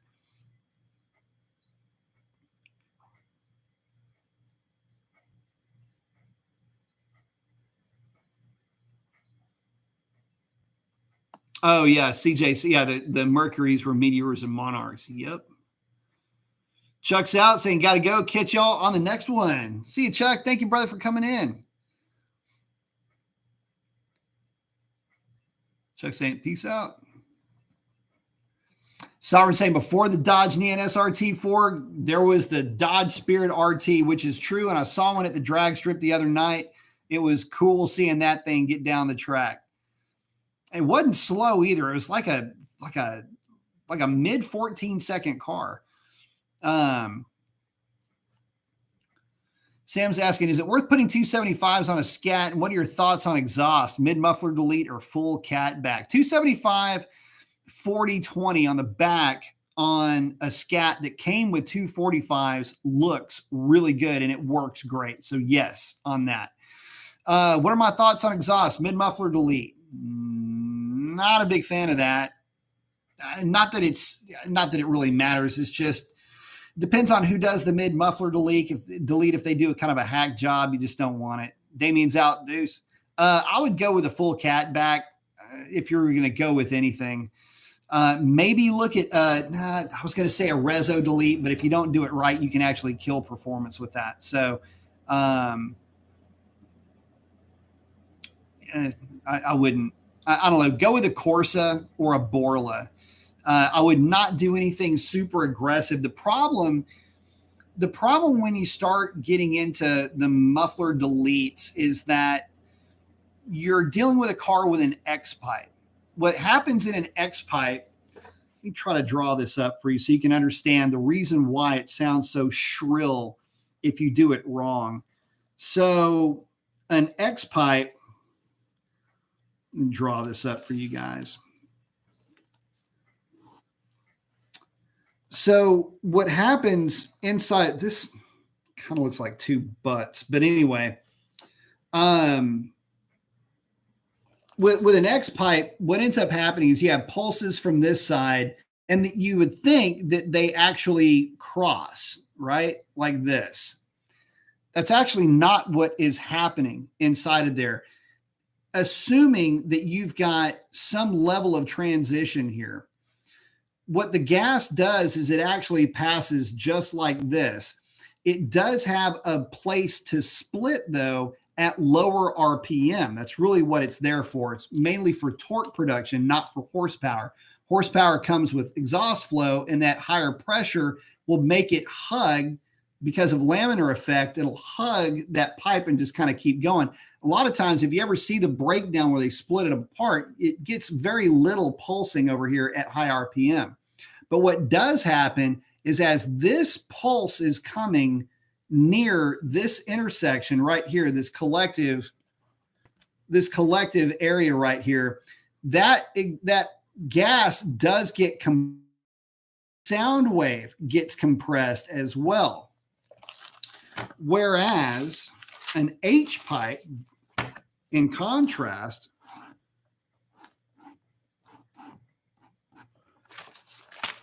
like this, the H pipe, as the exhaust gas flows, and again, it doesn't cross over here and go like that. It's still going this way, but now you have a lot more volume. And what you get is you get a dumping of energy right here. It basically makes the engine think that this is the end, so to speak, of the exhaust system.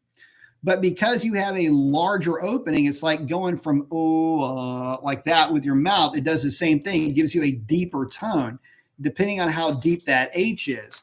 So what ends up happening is both of them make torque for the same reason. You're not sharing pulse widths on either one of them at high RPM. But what ends up happening is if you go with an exhaust that, like a mid muffler delete, that is there to kind of kill some of that shrillness. And if you do away with it, it just ends up sounding bad. That's why I would say go with something like a Borla, and I think you'll be happy with the way that it sounds a little bit more. So it's going to be a lot more expensive than a mid muffler delete. So listen to the two and see what you want. Oh,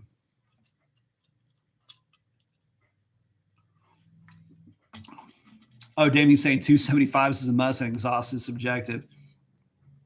If you want soft, deep, full on scream mode, it just depends on what you want. If you do, I'll put it like this. If you do a mid muffler, do not do a reso delete. That is the absolute worst sounding exhaust that I think I've ever heard in my life. Was a full on straight pipe conversion with the X pipe still in place, and it sounded horrible.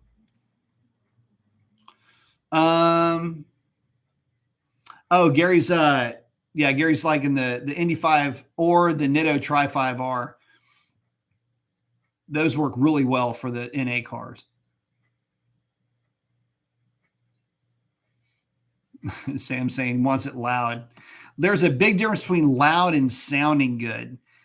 You know what? And I'm not sure of any of the catback offerings that have a H pipe, but if you can find one, that would be fantastic.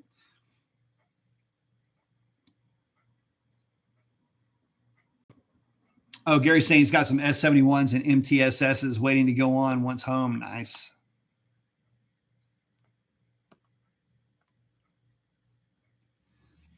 Sam's saying he's seeing if you should just save your money, man. Don't. Yeah. And besides, here's the other thing. Borla Attack or Corsa Extreme, if you want it to just be loud, Borla, I would go with probably the Borla Attack, Corsa Extreme, either one. The thing is that it's cool for a hot minute, and then it's not. So I think the Borla Attack has provisions if you want to add something later to kind of chill it out a little bit. So I'd probably go Borla Attack on that. Oh, Damien's saying cut the mids, put a Borla SX, and cut the ones in the back. Um, yeah, you know what? I've even thought about going with a 3-inch just race bullet in the back on the Hellcat just to kind of chill it out just a little bit. But yeah, like Damien said, there's a ton of different choices. Um, let's see. Oh, Riff saying when he did a mid muffler delete, sounded pretty good. When I went to 85, it got a little quieter, and that's because it's running a lot richer. There's a lot more fuel running through there, fuel mass. Gary's hanging out with Damien. Let's see. Oh, I keep using that. I can just do this and scroll. Let's see. Oh, David. Oh, hanging out with Gary says true. I just know all the setups do make a difference in performance. The mid muffler delete really won't make a big difference in performance, but it just, I don't know. It actually, mid muffler, as long as you keep the rezos, is actually a pretty legit thing. What would be really cool is if you can do a mid, like I did on my AMG, if you can, and then have the guy that's doing a mid muffler delete weld in an H pipe between the two. I did that on mine and it sounded amazing. In fact, if you go to, you can hear it. It's one of the early videos that I put on my channel. Just go to videos and I guess go to the early, sort them by the oldest first, and you can see that car on the dyno.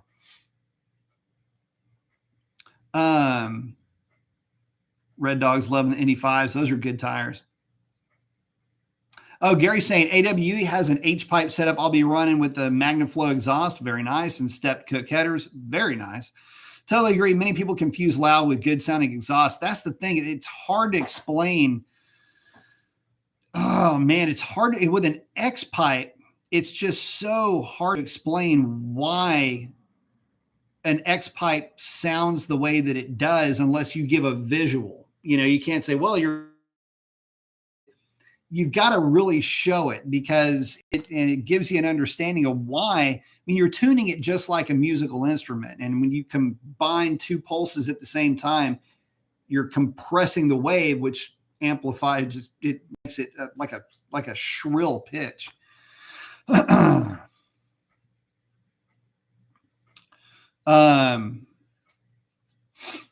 Rift is saying I missed his question.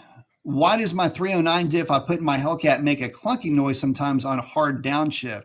My 262 didn't do that. What exactly is causing that compared to the 262? I don't know.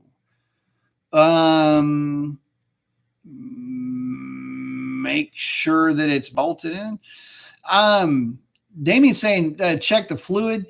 It probably, if you filled it properly, I mean, I'm sure it's got enough fluid in it.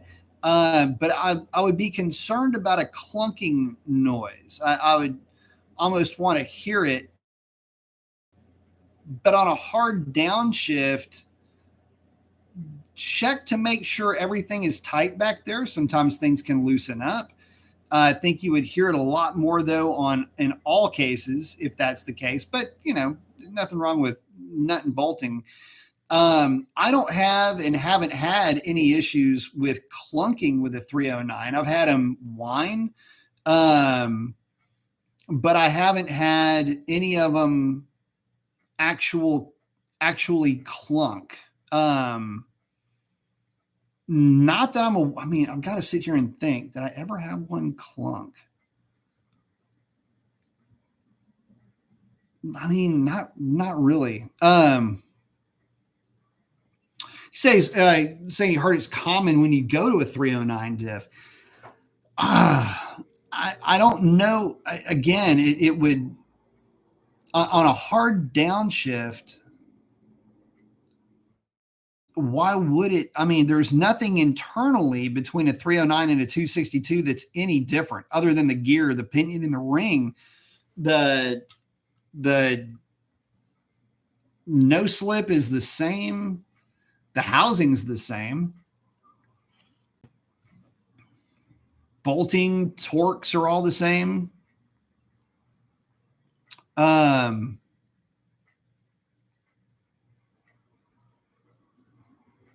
Yeah, Sovereign's saying maybe a U joint, maybe. I mean, there's, like I say, in other words, you would have heard that this was an issue on Demons, which come from the factory with the 309, or you would have heard it maybe more with, the red eyes with a 309, because you can get those option from the factory with a 309 gear. Michael's saying he's got a 2018 392 TA and my rear end clunks like crazy and has for a while. And the dealer says it's normal, but from what you guys were saying, I guess it's not.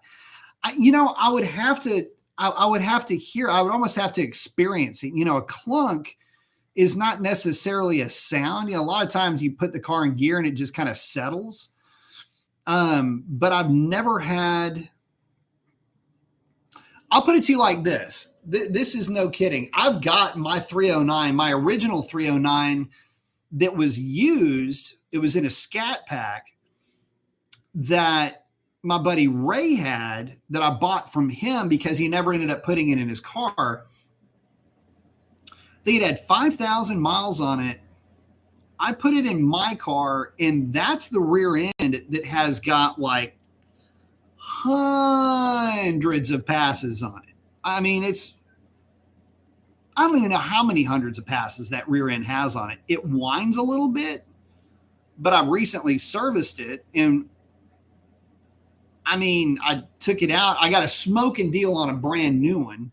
And so swapped out rear ends and put a new 309 in my car. But that thing never clunked. Like there was never an audible clunk. Like I say, it would whine a little bit, but it never actually clunked. Again, I would say check mounting of everything. Make sure that everything's torqued properly. Again, stuff can get loose, so check that. Man, I can't think of anything that would just cause it. Sovereign saying U-joint. The thing is they use CV joints, but it could be a bad CV joint. It could be one of the axles maybe making noise. It's the only thing I can think of, man. I'm sorry. I wish I had more I could share with you, but I just have never had a clunking issue. Again, noisy. I mean, all of these ZF rear gears seem to be noisy, but never an actual clunk.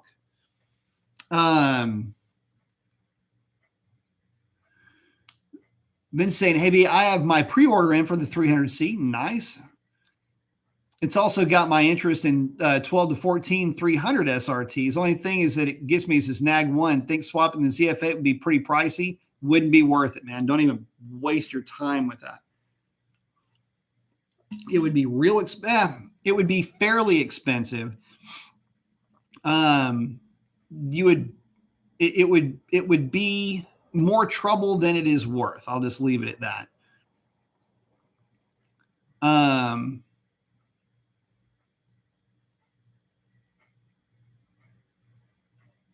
Let's see. We're saying it just sounds like it's catching really hard. X is in saying, what up, Professor? What's up, man? And Damien's asking, what RPM are you downshifting? I mean, he's talking about a hard downshift, so I got to imagine it's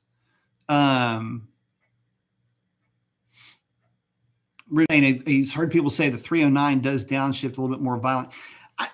Again, guys, I haven't seen any of that. I mean, my car, I'll put it like this. If I were to throw you the keys to Revlon and say, take her for a spin, you wouldn't know that a 309 is in that car. It would just be a punchy little Hellcat. You wouldn't notice that it's got one gear in it versus the other. It wouldn't strike you that way.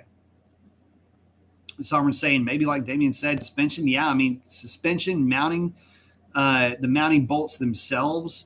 Again, check for play in the prop shafts. In other words, the axle shafts. Make sure that there's not excessive play. For an actual clunk, I just make sure that it's not something else 100% separate. Also, check your drive shaft.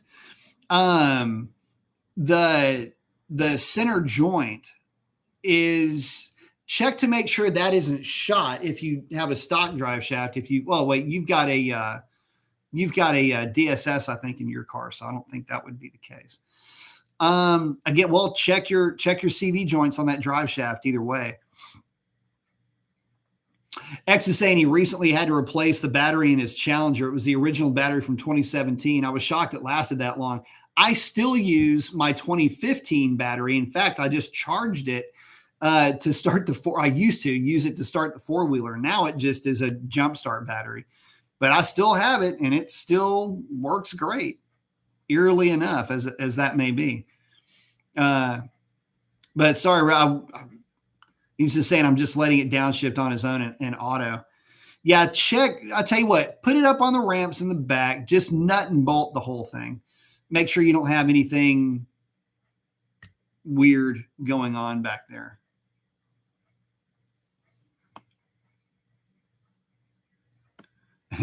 That's awesome. Yeah, in fact, it's actually it's sitting right on the other side of about where that light is, right there, right about where that light is on the other side of that wall.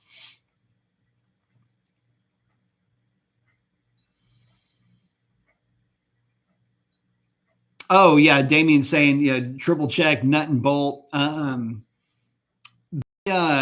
They being the nuts and bolts, the stuff can loosen up over time. Just check it, make sure.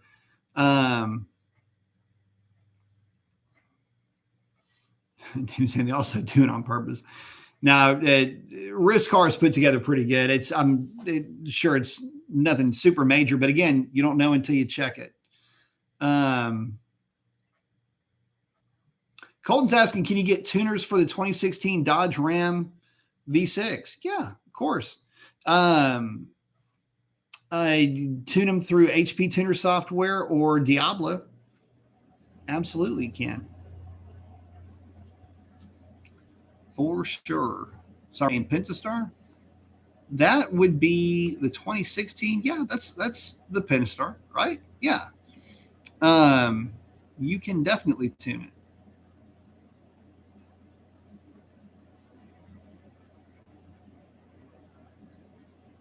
X is asking, saying he's got a wrap to make it stop. I don't think there is only in eco mode. That's when it's closed the most. I don't know that there's a tightening thing that you can do because it's just the motor and it's just flippy flapping the thing back and forth. You know what? It's funny that you even mentioned that because I keep forgetting that my car has those. And mine are set to just be open, like maxed out all the time. But I don't know that there's not really a way that you can do that just with the way the assembly is put together. I'm not familiar with how would you tighten that thing? No, I can't think of how you could actually tighten it. I know how you can wedge that thing wide open though.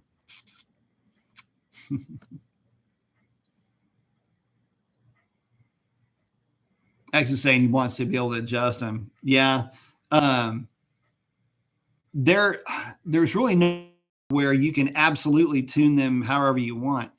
Rib's asking, is the active exhaust fully open only in track mode? No, it's fully open in all modes with torque production above 300 foot-pounds. Or can you put it in custom and set a few settings to track and have it? No. So once your transmission is in track mode, it's going to be open pretty much all the time. Sport, there's a period of time where it transitions from being kind of closed to wide open. But yeah, even in normal mode, street mode, when and in drive-by torque reduction mode, you'll have basically closed or barely open until you start making above about 300 foot-pounds of torque, and then it basically goes and opens up. Matt's asking, speaking of Pentastar V6, what are your opinion of them? Look, if you are on top of your maintenance, which that's the biggest caveat for those engines because they're not very, you can't neglect them and come out the other side smelling like a rose. If you neglect them at your peril, because they will begin to fail quickly if you don't. They're good engines for what they are. They're a modern 300 horsepower V6, the likes of which you see everywhere. They do very well, whether it's in a truck or a car setting. Again, just make sure that you're staying well on top of your oil changes with that engine. Someone's saying 3.6 has a funky cartridge oil filter. What is this? So my phone makes fart sounds whenever I get a text or a notification, which is kind of funny.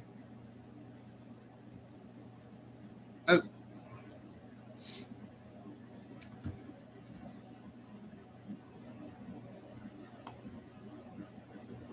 But they put that engine in so many. The ones that, okay, so the engines that I used to see fail a lot just in driving around were Pentastars. And there were also Dodge 4-cylinders that I would see fail a lot. But it was usually always, that's kind of a weird way to put it. It was, I would say 99% of the time based around the fact that the person didn't maintain them very well. And that's just the way that it works. Oh,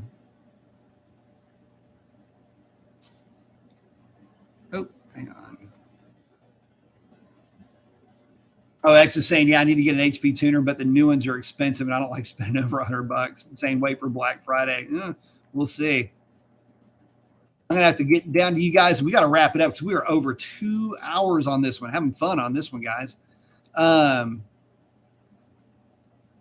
Sovereign saying he drove a 1500 and ran 1500 with a Pentastar. Surprised how well it moved the truck. 355 gears in that setup. It doesn't, I mean, it's not slow. Here's the funny thing, though. They don't get as good a fuel mileage as you think on the highway.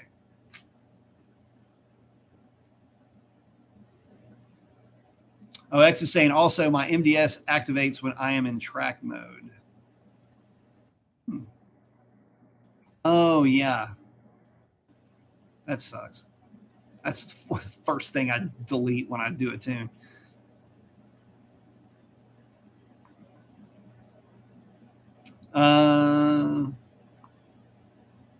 Did mine? I don't know. Mine was tuned so quick. So, yeah,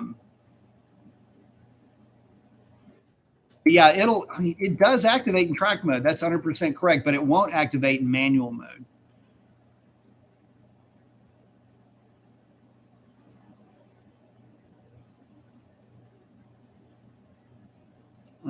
Let's see. Oh, X is saying at Rift, it's in track mode, it's open and he doesn't hear the rattle, only when in eco mode, probably because it's closed more and it's getting hit with more pressure.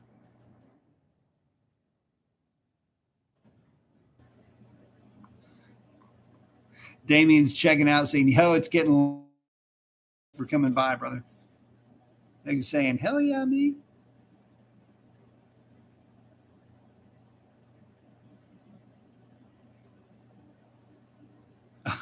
Riv saying makes me wonder because I never use eco mode. For some reason, after they tuned my car on ethanol, it just does not work anymore. Yeah, they might have killed it because reasons. I don't know.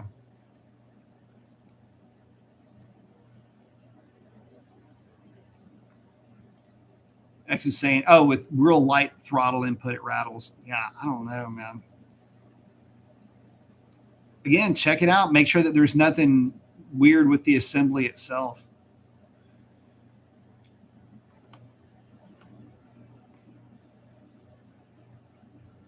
Excuse me. Well, guys, with that, we're into this for 2 and 10. I got to wrap it up. Every one of y'all for hanging out with me. Yeah. Would not do this without you. Making a mess. Get out there and do something cool for somebody. Chances are they need it more than you know. And with that, guys, we will catch y'all on the next one. Oh, coming up videos. One of them is actually going to be talking about that winch for the tire, showing you that they went ahead and removed that lock that was in here.